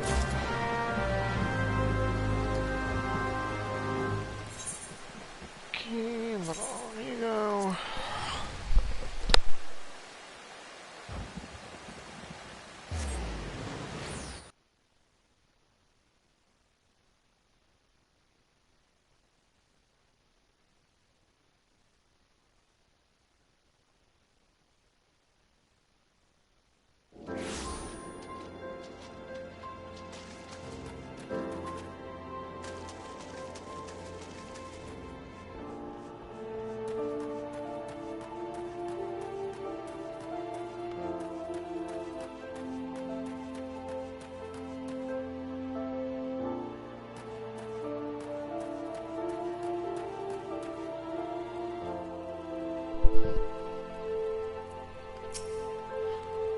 Why have you returned? You are not welcome here. I thought I made that clear.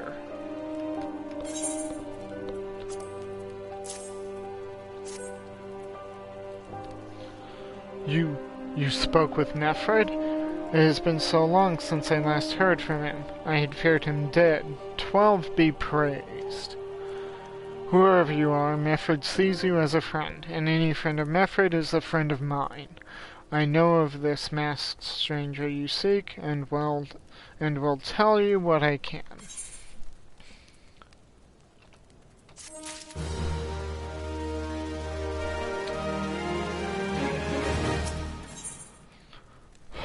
The bear in the youngin's cares. Gundabald is willing to share with you what he knows of the masked stranger. An outsider resembling the masked stranger has reportedly been appearing near Little Alamigo of late.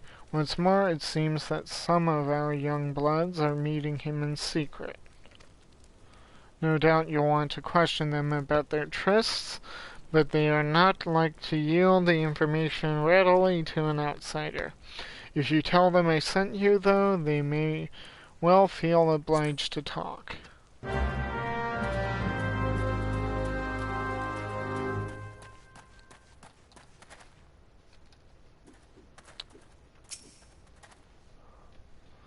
A masked man? No idea what you're talking about. I ain't done nothing wrong, so leave me be.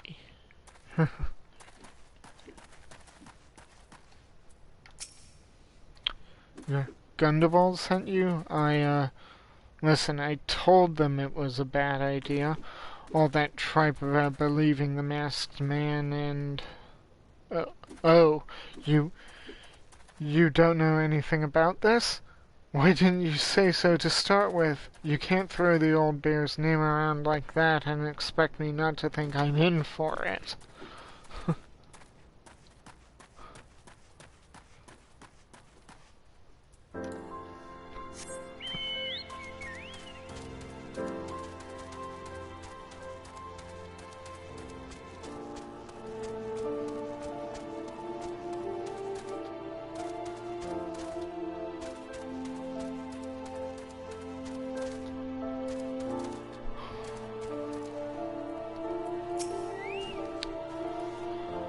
What? Have I been meeting any masked men of late?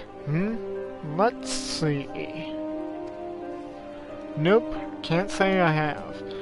But I'll be sure to tell all my friends you're looking for him.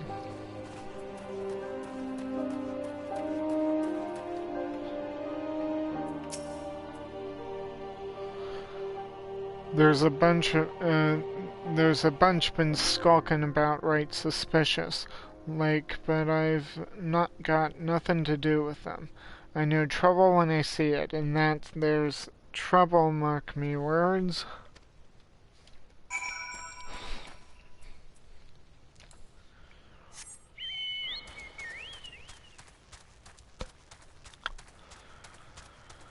So, some of the young blood is causing trouble. Why do I feel like that was the first thing I was told? Oh, wait, it basically was.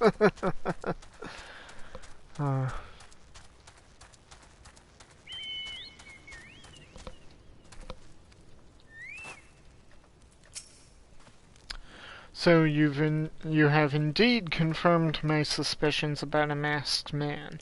That is most troubling. Whatever the young ones are scheming, it can lead to no good end. There is an anger inside of them. I can see it in their eyes. I ought to know, for it once burned within me as well.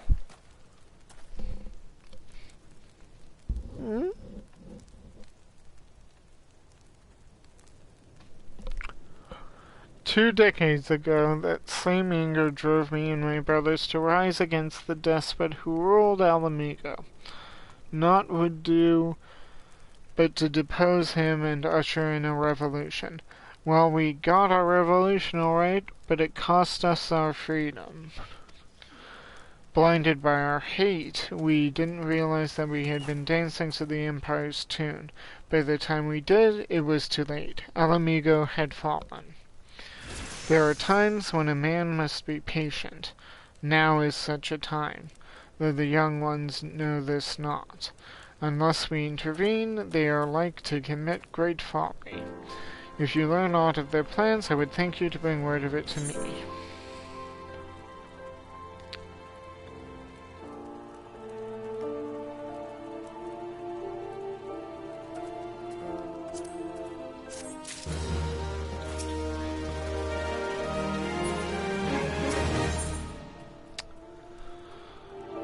Wilred wants you.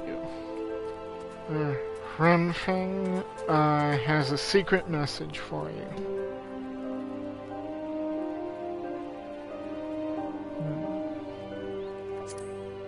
Ooh. Better one. Item comparison, Velveteen Cow. Let me just turn this on. Ooh, I like it. Ooh.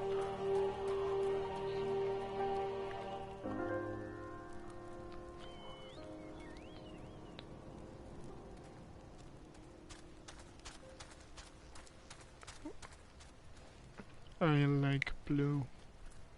Yeah, I think I know what I'm going to get. Hey adventurer, you done talking with the old bear? I got a message from you from Wilred. Lad's something of a leader among the young ones here. He's impressed that you've won over Gundevald and wants a word with you. Says he'll be waiting for you over at the craggy area north of here.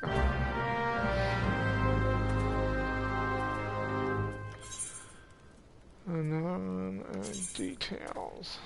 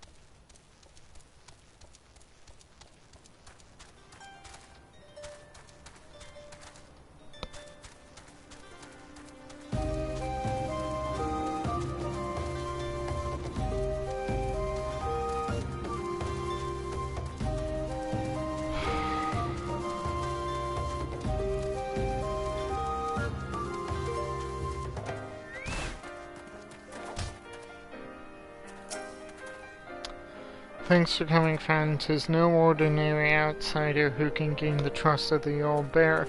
That's why I wanted to meet you, to discuss something in private. Tell me, why are you snooping about? Did the Empire send you, or someone else? Curl your tongue. No matter. Curl got your tongue? No matter. Whoever it is you work for, your meddling here ends here. Get him.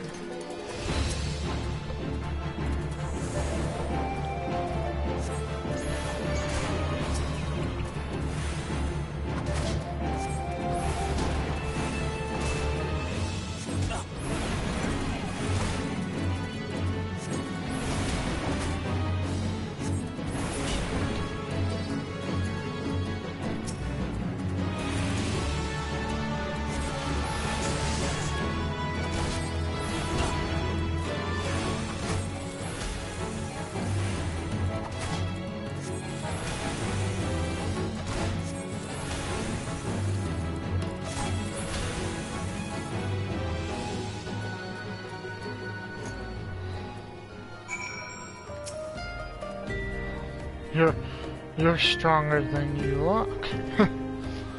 This changes nothing.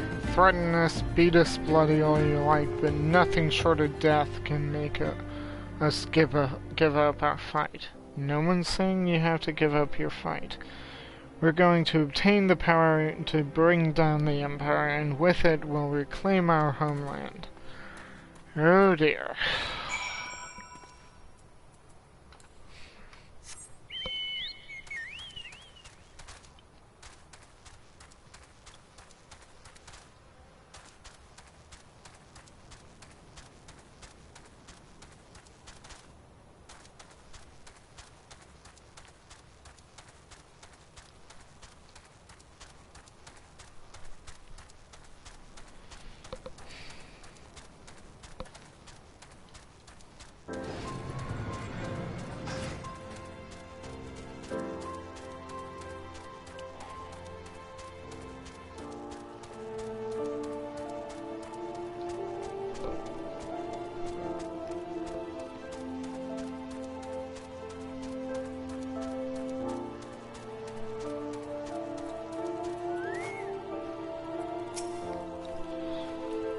Attacked by Wilred and his cronies, that they would go to such lengths for the sake of this plan of theirs.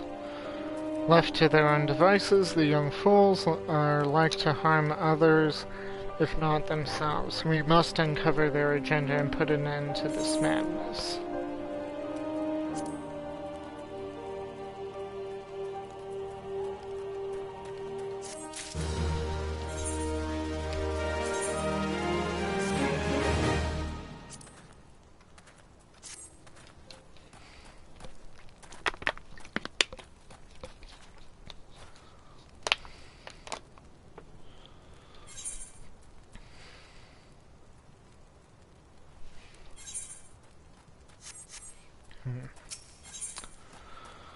Big trouble in Little Alamigo. Gundabald needs your help to rein in the young ones of Little Alamigo.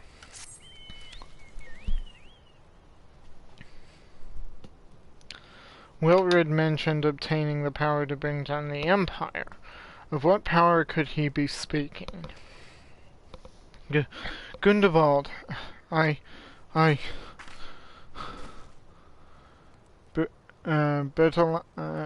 Bertliana, gods preserve, what happened? I was out foraging when the corpse brigade came. They took me to their hideout and they the whole while they laughed at me. They said that I suffered because I cling on to hope. Is it wrong to dream of home? Is it wrong to call ourselves Alamegans? Do not heed such poisonous notions. Our dreams are what sustain us. Be strong. I swear to you those villains will answer for their crimes in due time. But tell me, does anyone else know of this? Wilred, he saw me outside. He was so angry. I must tend to Bertliana. In the meantime, I need you to go and find out what the young ones make of this. I fear that they may do something rash.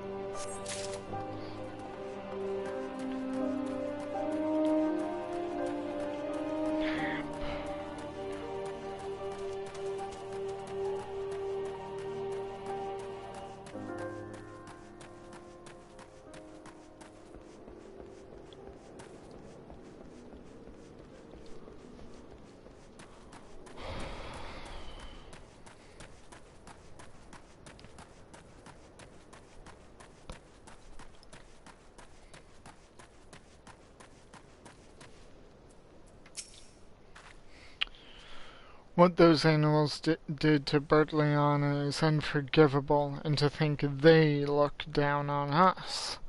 Well, I'll suffer this humiliation no more. I'm with Wilred, to the bitter end. I'm not afraid of a few lizards.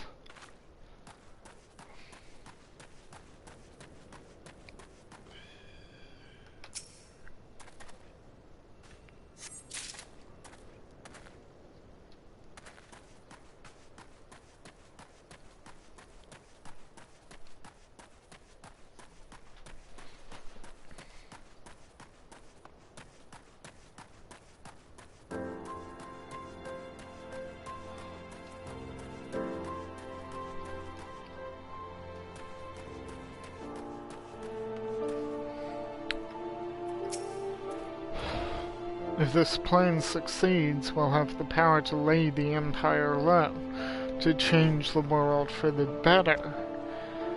Might be as Gundabald's content to eke out an existence in this musty old cave, but I'll be damned if I'm going to spend the rest of my life here. Now, where in the Seven Hells did I put that bloody map? You mean the map that I took? Yeah, good luck with that. O mighty Ralgar, Lord of Destruction, we implore you, lend us your strength and put an end to the suffering of your people. Here to interfere again? Well, you're too late. Our plan is already in motion. Once we have the crystals, our enemies will pay for their crimes, and no one will dare oppress us ever again.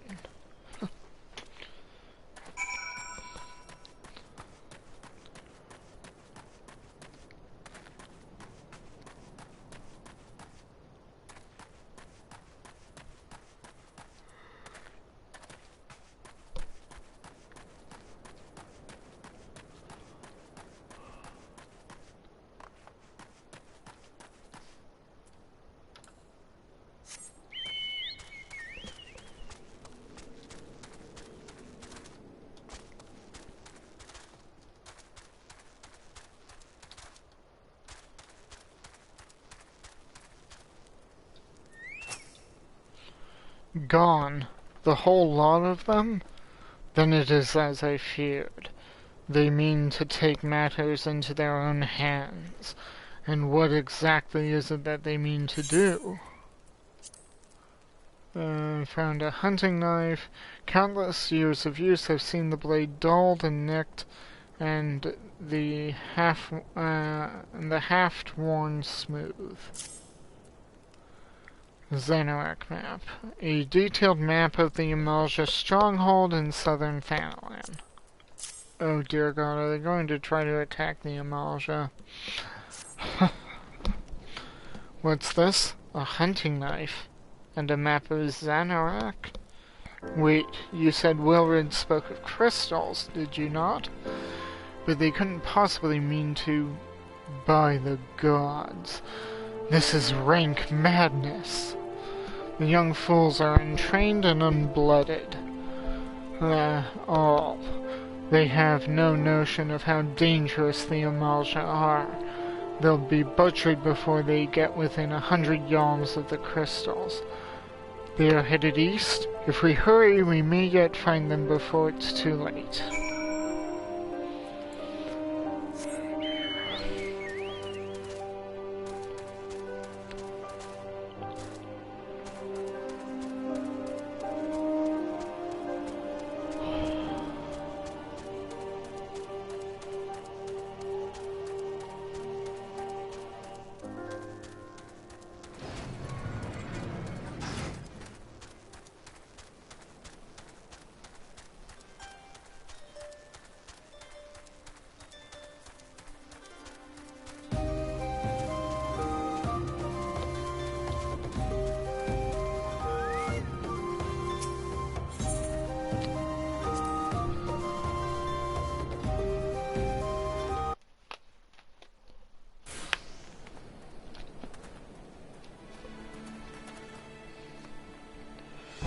Wilred, did no others survive?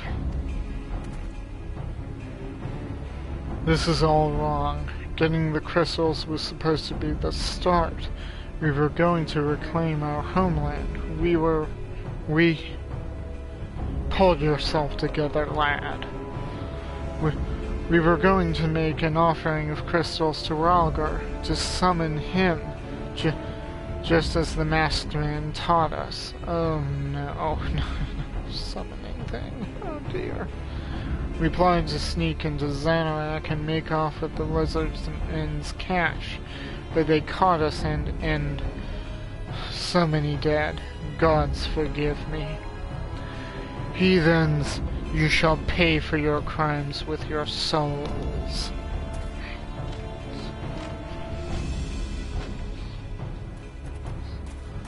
I regret our young one's transgressions, but a soul is too high a price for youthful folly. For all their failings, they are the hope of the Alamegan people. This hope I will guard with my life.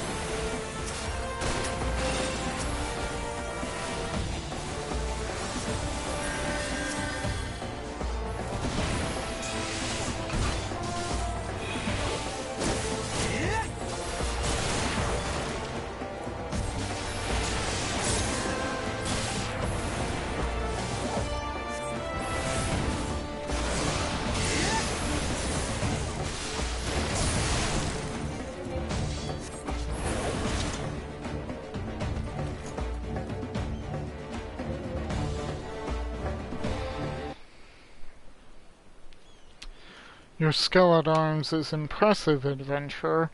Our wayward youths could learn much from a man like you. The battle is won, but it would be unwise to linger here. Let us return to Little Alamigo. Wait, we've come all this way. We have to get the crystals. They're right there, ripe for the picking. Have you learned nothing, Wilred? Do you not see those tempered wretches? Such is the fate of those who are touched by a god. Is that what you desire for yourself and your friends? What? No one said anything about... The masked man told us we could defeat the Empire if we summoned Ralgar. He swore. Enough. I will hear the rest of this story back in Little Alamigo. I dare say Myrokos will wish to hear it as well.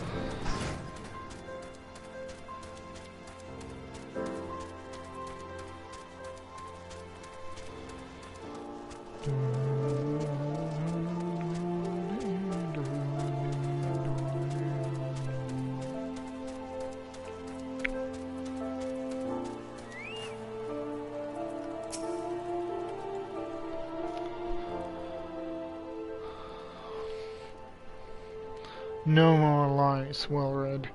Tell us everything. I was outside with the others when he appeared, the masked stranger.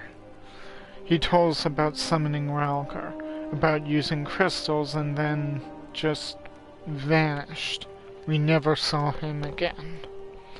I wanted so desperately to believe we could raise ourselves from this squalor that I never stopped to question his motives, but I should have known. There's no solution, nothing we can do to change our lot. Our people are doomed to live and die like beasts. Listen to me, Wilred. Our home may be lost to us, but it takes more than stones and mortar to define who we are. No matter where we may be, Alamigo lives on within us all. It is for you to decide what to make of this legacy, but whatever you choose to do with your life, never forget that you owe it to this adventurer, an outsider. I won't, I promise. Thank you for saving me, and sorry I tried to kill you. My thanks as well, friend. It gives us hope to know that there are kind souls such as you out there. Little Alamigo may not have much in the way of comfort, but you will always be welcome here.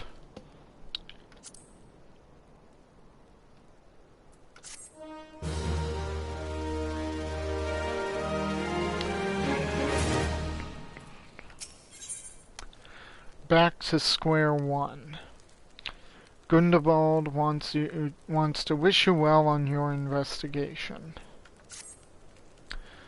Would that we had more information to offer, but what Wilred told you is the extent of our knowledge of the masked stranger. Left unchecked, that man will bring about great pain and suffering. I pray that you'll find and put a swift end to the creature, for the sake of the young ones who died by his poisonous words. Report to Minfidia.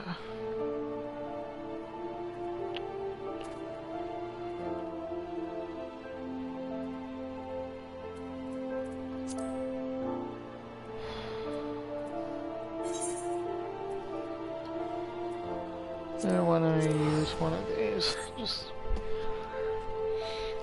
save the base Aetherite tickets for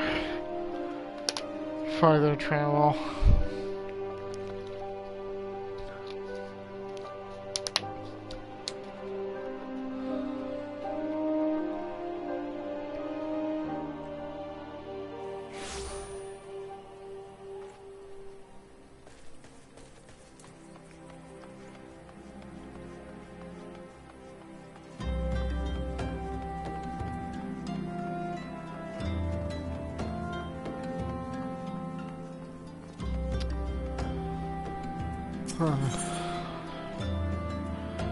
Braving new depths, Nedrick has a tantalizing bit of information to share with an adventurer.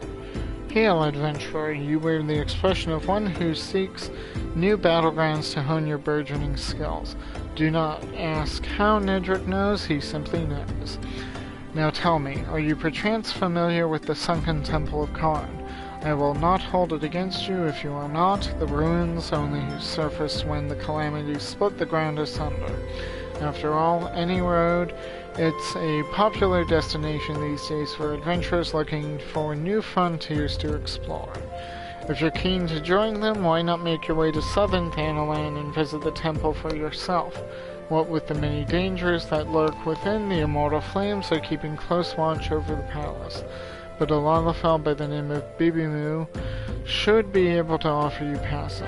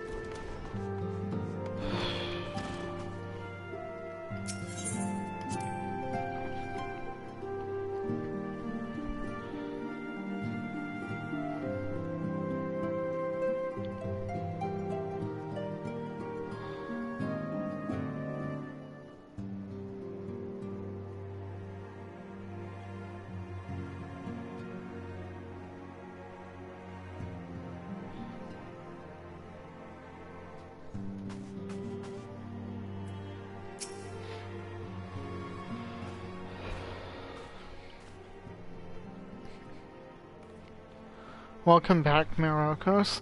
I am reliably informed the investigation took you to Quarry Mill and Little Alamigo. So tell me, were you able to learn aught of La Habrea?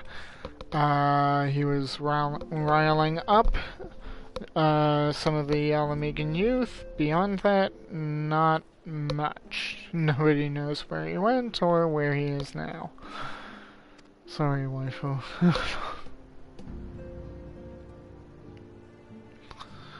Planted the knowledge of summoning in impressionable young minds, you say.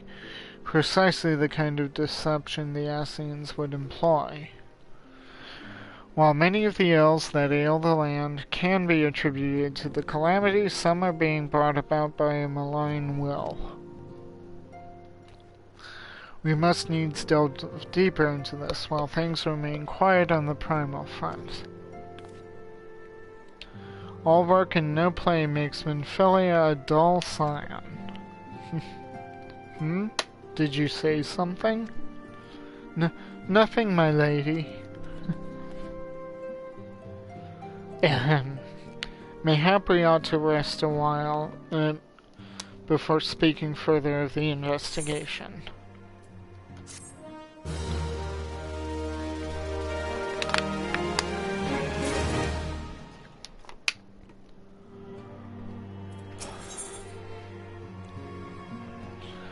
Terror at Falgord.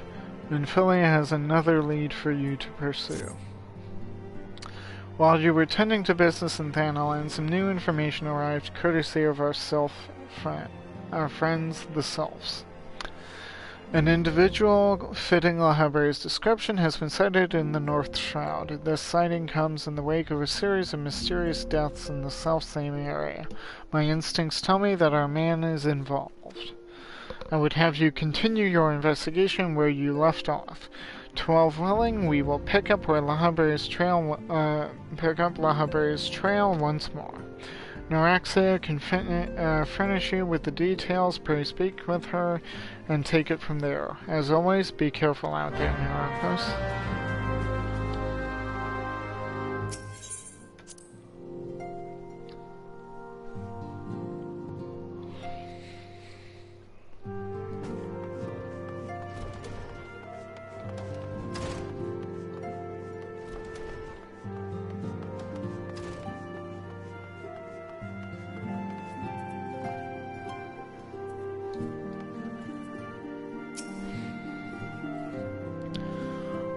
Walking One is to investigate Sinister One, then heed well this one's words.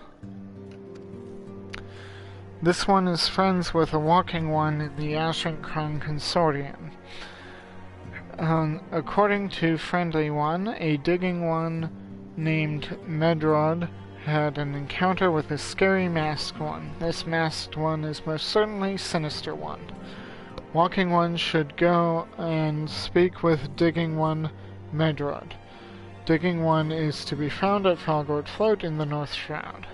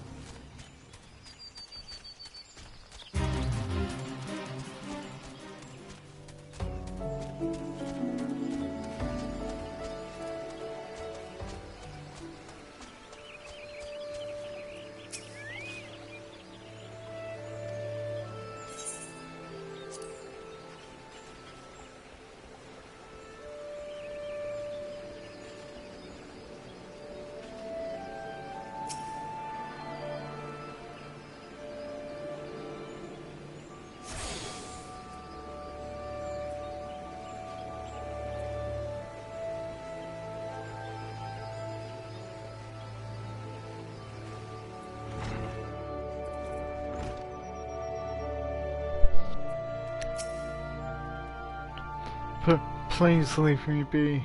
I'm not long for this world. That's a grim thought. I looked death in the face. 'Tis only a matter of time before he comes for me, just like he came for that poor woman. Medrod is clearly traumatized. Perhaps if you were to soothe him, he might remain calm for long enough to hold a conversation.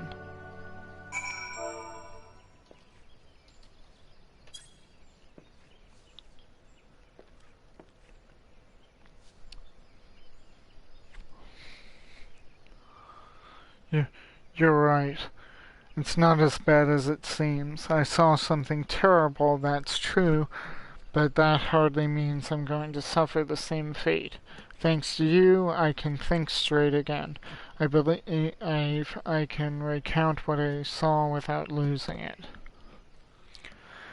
It was just another ordinary day. I was headed back to the float when I noticed a suspicious character in the distance. A masked man garbed head to toe in black. He had a hideous fiend in tow, a winged creature that was all eyeball and jagged teeth.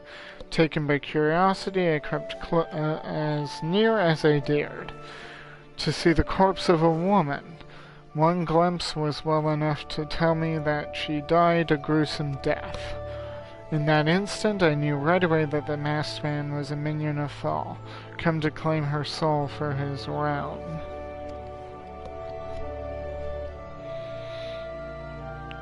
What?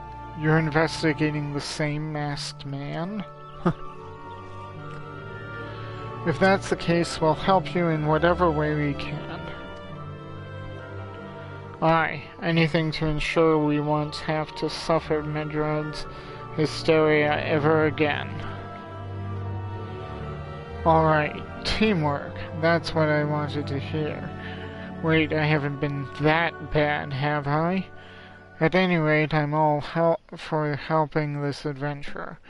It's the least I can do to repay him for comforting me.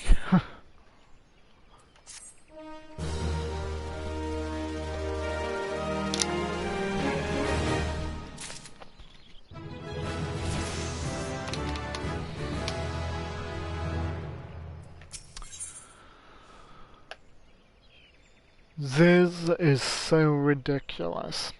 Aideen has a proposal to make concerning your investigation. So here's what I know about the deaths. All the victims were found with their faces torn to shreds. Among the local fauna, only scalekin, known as zids, could inflict such wounds. That's why some folk are pointing the finger at them. I somehow doubt the answer is that simple, but for the sake of thoroughness, we should look into it. Why don't you put down, say, 3 of the creatures and see if we can find any proof connecting them to the deaths?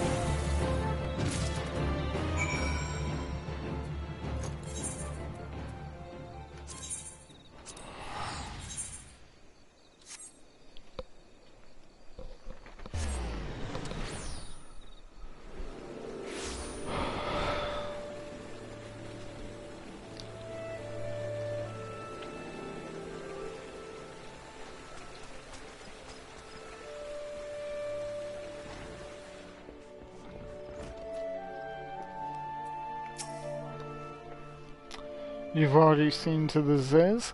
Good work, adventurer. So were you able to find aught to suggest the creatures are our culprits? Nothing? Truth be told, if there were proof, I wouldn't know what it looked like. Anyway, I believe we can safely strike Ziz from our list of suspects. Which leaves us with the masked man and his winged eyeball.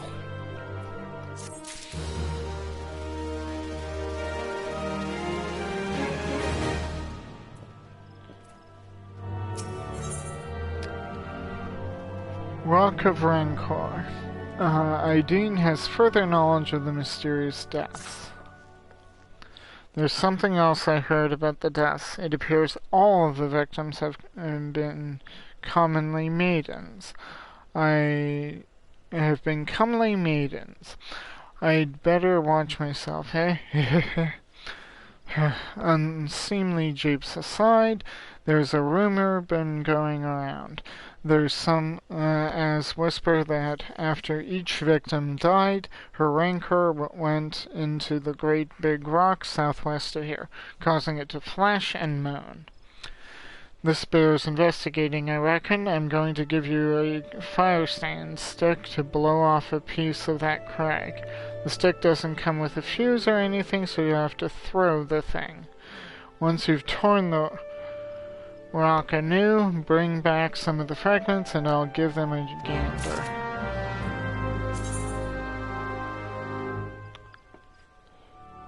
Okay, so you click on the item and then toss in that area. Iveralt has information to share regarding your investigation. Saying eye to winged eye. There is something I would show you. Something you should know. I have been keeping this to myself lest I worsen Mildred's paranoia, but I too have seen the winged eyeball. I can't say whether it was coincidence, but my sighting took place precisely at the same time as Mildred's. I was heading home after a day of digging, and a shadow fell over me. Looking up, I found myself locked in a gaze with a giant eyeball. I let out a scream at the top of my lungs and ran without once looking back. This happened at the rocky area west of here, in case you had a mind to investigate.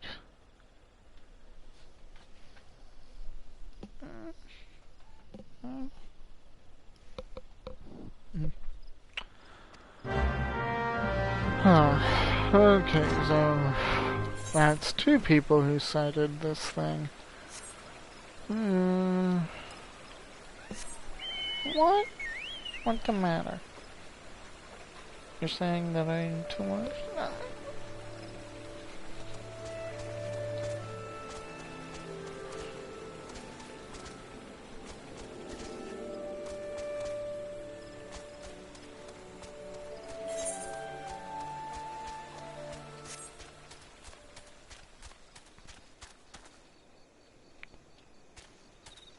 Maybe go the other way.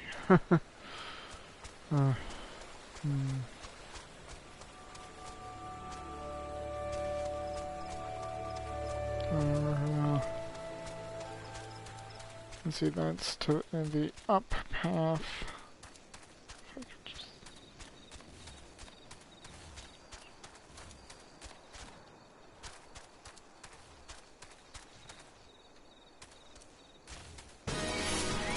Ah! Oh man. Huh. Whoa. Okay, when your HP is reduced to 0, you are KO'd and rendered unable to perform any actions in the stage and need to return. Okay, go up the other way.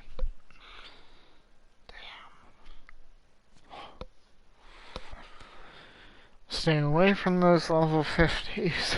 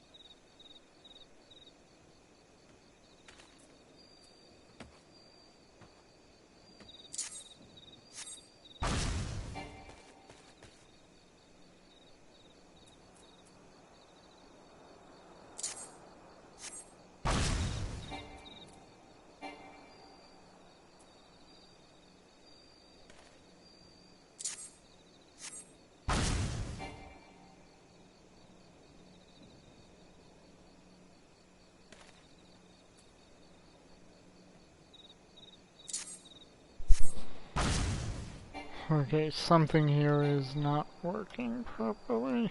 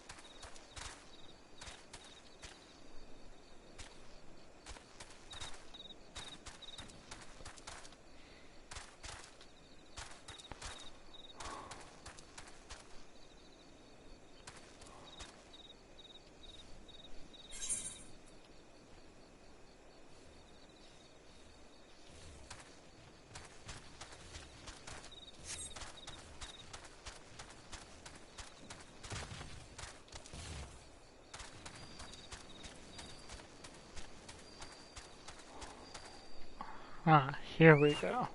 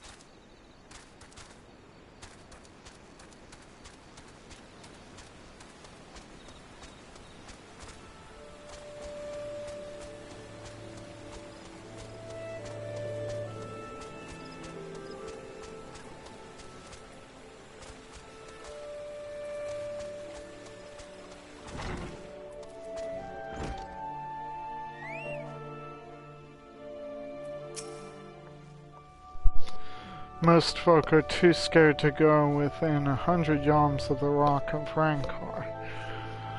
Aye, it has a name, but what's a few vengeful spirits to a dauntless adventurer like you, eh?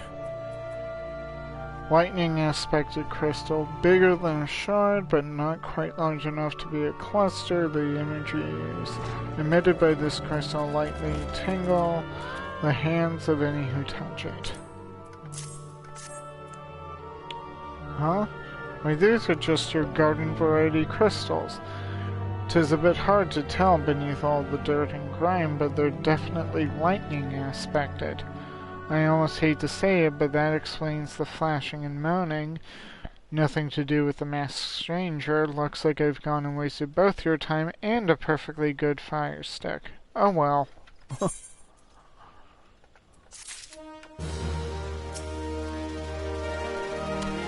A monstrous bane mite appeared, and you slew it? That creature had long been a scourge upon the folk of Falgord. Intentional or no, you have done us a great service. You may have my gratitude. But this does make me wonder, was it truly a winged eyeball I saw, or merely a trick of the light combined with blind panic?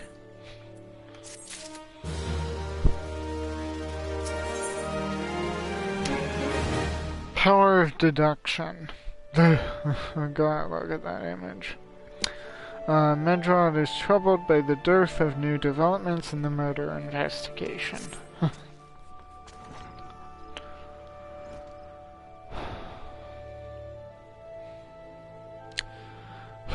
There have been no promising leads in the murders. I can scarce get a wink of sleep knowing that the killer is still at large.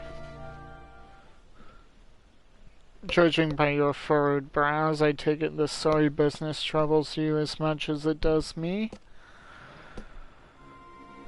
I had been pondering my encounter. I was uncertain for a time, but there can be no doubt. It was a winged eyeball that I witnessed.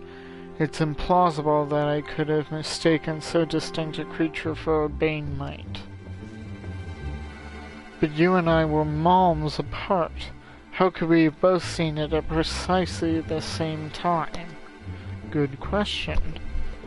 What's more, our adventurer friend here had a run-in with the bane mite at the very spot you claimed to see that fiendish eyeball. Isn't that right? Mm-hmm. There must be an explanation. I know I saw an eyeball with wings. I would wager an apple tart on it. Ooh, tart sounds nice. Oh, he's serious. But listen, mayhap it's not as mysterious as we're making it out to be. There's no reason why there couldn't be... Gods, of course, there must be more than one of the buggers.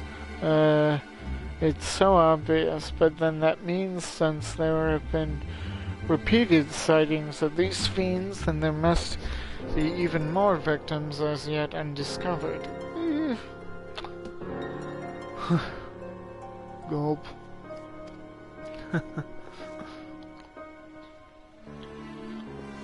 I do believe we're out of our depth. We ought to leave the rest to the expert. Yes, we're just civilians, after all. Good luck, adventurer. It was a pleasure knowing you.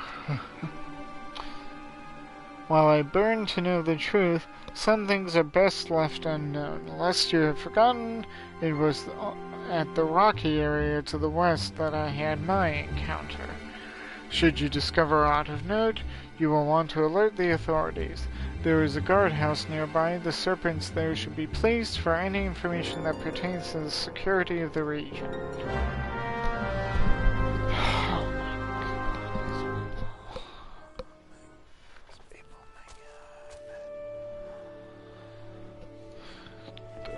Okay.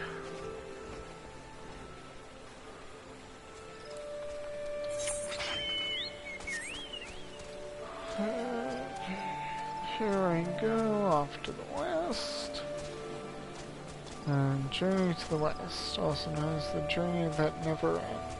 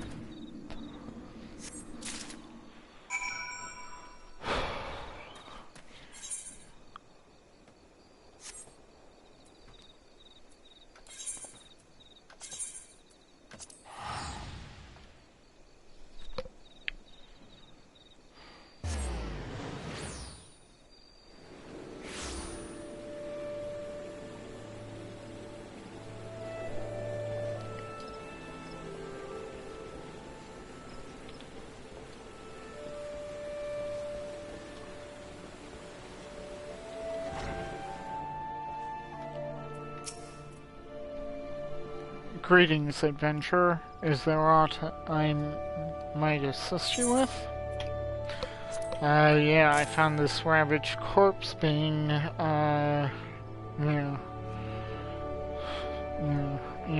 surrounded by a giant creature with an eyeball and fangs and all sorts of stuff. Godspeed good. Not again. No matter how many bodies I see, I cannot seem to get used to the hard sight. Poor woman. Identical deaths have been reported in the central shroud, while the masked stranger you seek does not seem to feature in any. Sightings of the winged eyeball are common enough. The creature appears to be moving the bodies, but to what end, none can say. The victims have all been young women. All are found with their faces mutilated beyond recognition. It's been difficult to identify them so as to notify their next of kin. This button engraved with a lily motif. The very same object was found upon another victim, a family sigil, or that of an organization, perhaps. Either way, I dare to hope that this find will prove pivotal in solving the murders. Okay.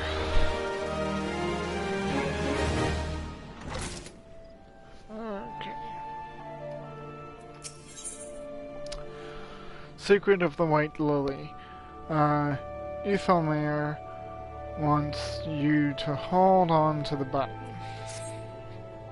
I would have you hold on to the lily button. You will need it to continue your investigation.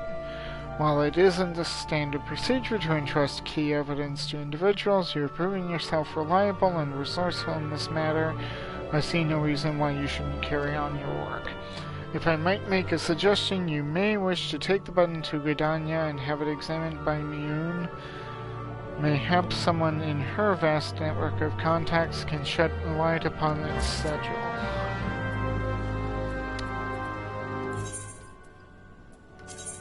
Gridania.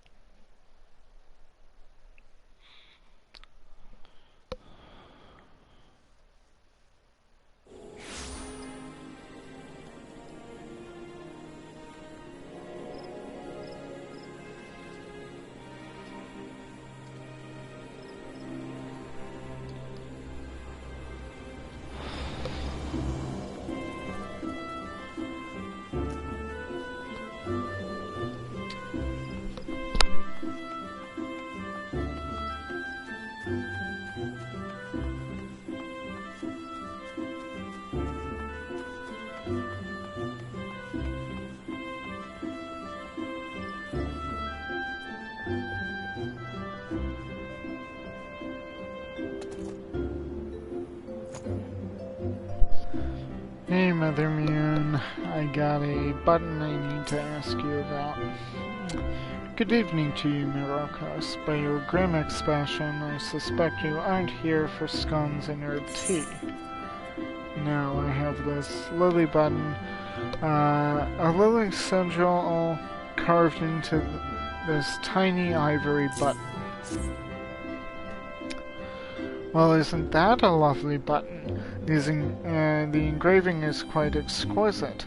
Artisan level quality, I would say. Where did you say you found this? On a dead body. Lovely. Anyway, I'm afraid I do not recognize the lily sigil. You will have to find the answer the old-fashioned way, by asking around. You could do worse than beginning at Bernadette, over at the Aetherite Plaza. She has a sharp pair of eyes, that one. What's the matter?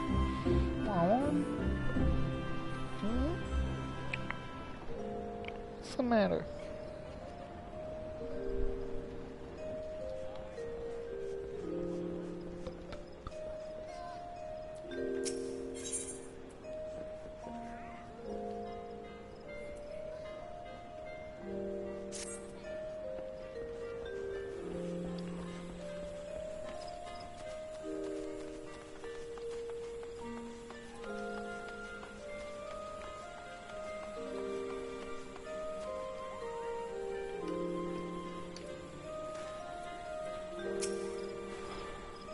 Need help tracking down the owner of a button? That's certainly not a request I receive on a regular basis. Well, go and then show me what you have. Yeah, here's the button. Seems to be some manner of decorative button, reminiscent of those worn by the families of old. Though I cannot claim to know its sigil, however, I can say with certainty that the white lily is a recurring theme in Gridanian culture. Alas, I do not know who would make a personal sigil of it. If there is a soul in Gridania who would, it would be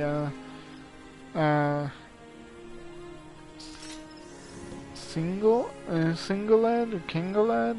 over in the Lancers Guild. The woman makes a point of knowing all the citizens on a forename basis.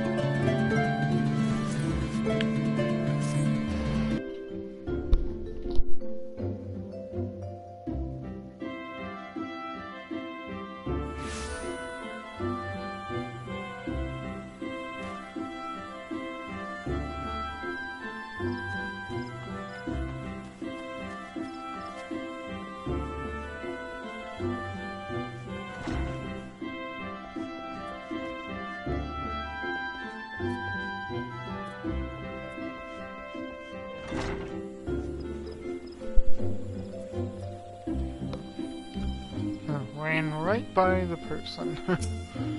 Excellent spotting eyes. Bernadette believes I can help you? Well, that's a rather bold assumption to make. I will try to assist, never you fear, but whether aught comes of it is another matter. Now then, what do you require of me? Yeah, I need you to tell me everything you know about a button like this and who I wear it. Fascinating. Work of this quality is rarely seen in the hands of ordinary Gridanians. The owner of this button is most certainly well-to-do. You may wish to take your search to the Gentry's ward northwest of here. Wait, a memory comes to me. Of late there has been a man who is perpetually seated at the bench of the ward's entrance. His name is Ursandel, and I distinctly recall seeing a markedly similar button on the breast of his jacket. I dare say he can tell you a thing or two about it.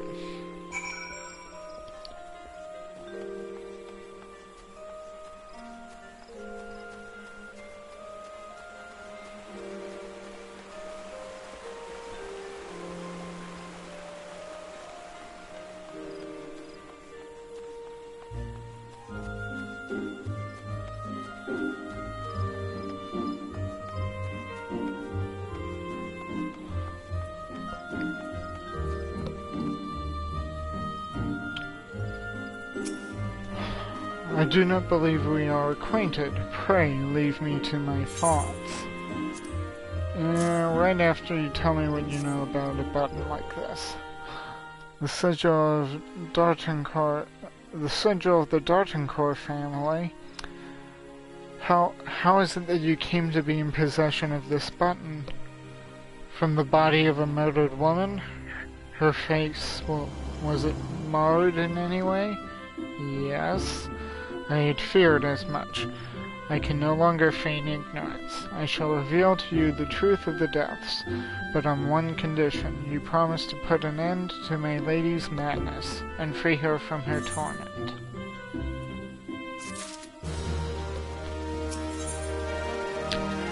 Skeletons in her closet. And I'll get a level 28 weapon from this.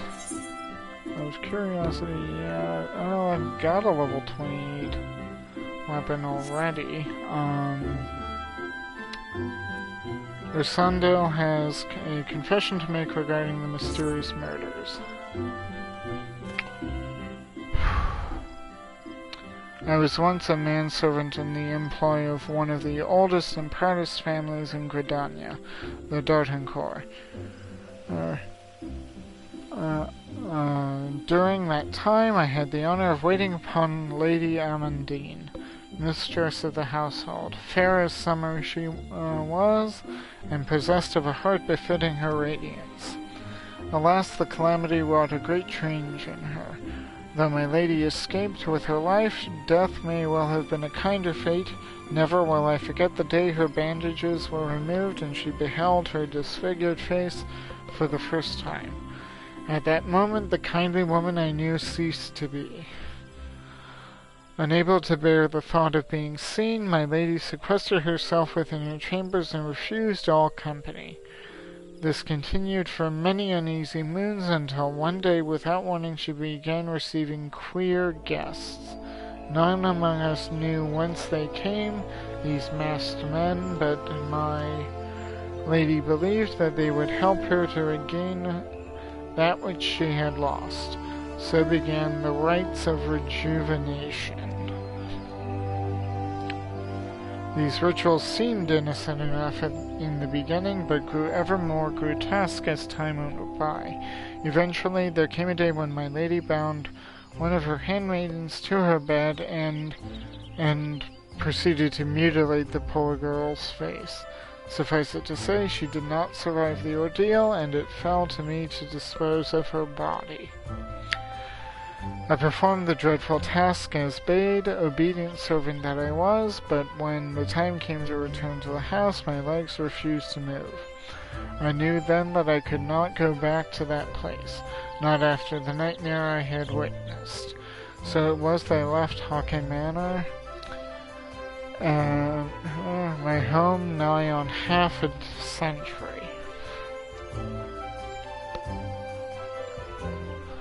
Long did I weep for the girl who was slain, and longer still for the woman that Lady Amandine has become. Yet one cannot weep forever, and I endeavor to put the matter behind me. Indeed, I had resolved never to speak of my experience until you appeared before me. My lady's madness must be ended, lest more innocent lives be lost. Lay her tormented soul to rest, as you swore to me you would. She awaits you at Hawken Manor on the western edge of the central shroud. Go now, go and do what must be done.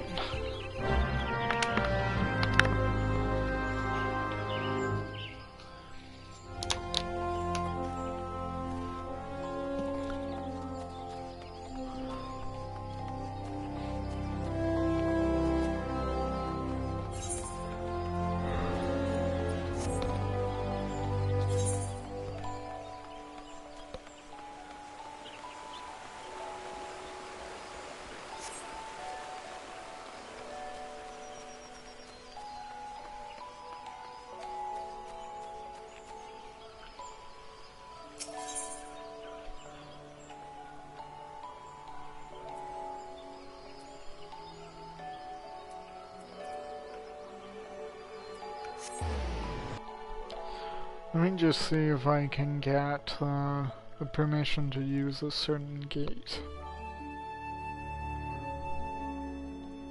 Because there's an exit that goes right into the area that I think I need to go into.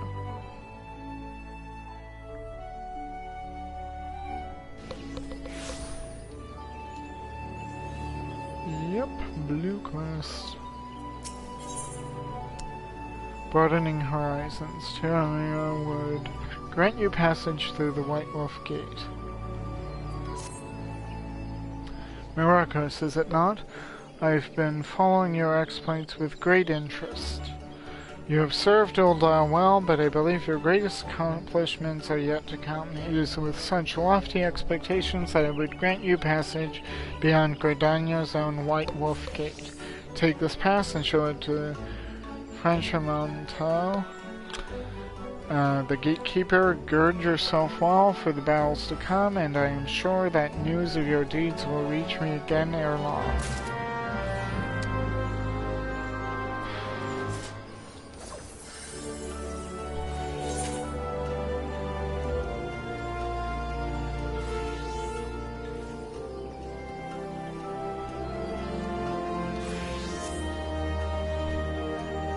So just run this way to the other end.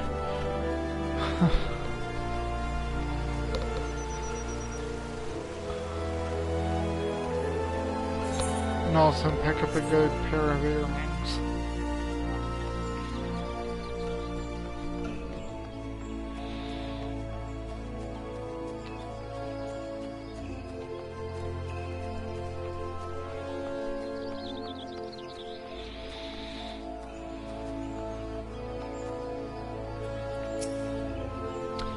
Only those who possess the gate pass may travel through the White Wolf Gate. It is for your own good. The fearsome beasts that look beyond would tear an unprepared adventurer limb from limb. And I do have such a pass, a word of permission, granting free passage through the otherwise off-limits White Wolf Gate in New Gridania. You have papers? Let us see now.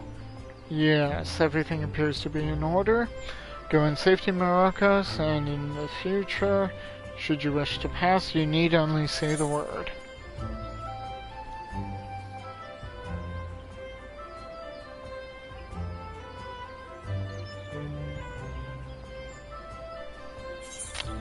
Let us see. Roll, tenacity, piety.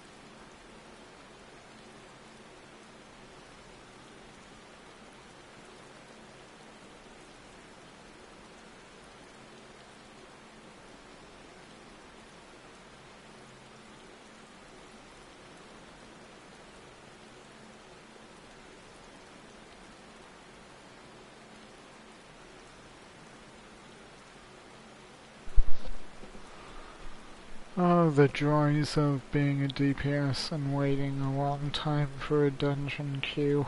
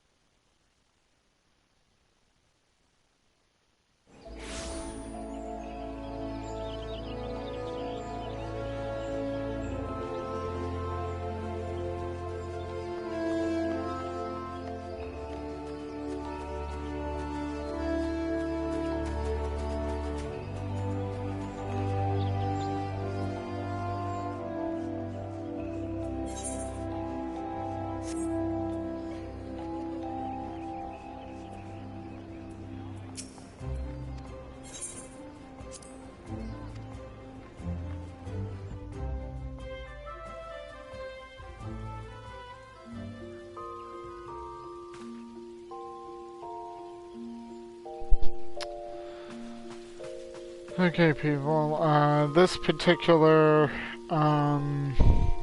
queue is taking a rather long time, so I think for the sake of, the stream, I'm going to just call it a night for tonight and, continue with the waiting to get into Hockey Manor for another time.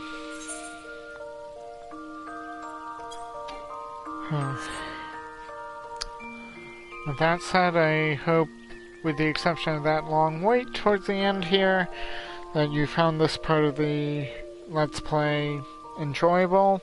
If you did, please give me a follow on Twitch so you can watch it live. If you didn't catch it live, please join me on Twitch. If you're watching this on YouTube, give it a like, share, subscribe, and I will see you all for the next part. Until then, I will hope you do well, and see you anon, friends.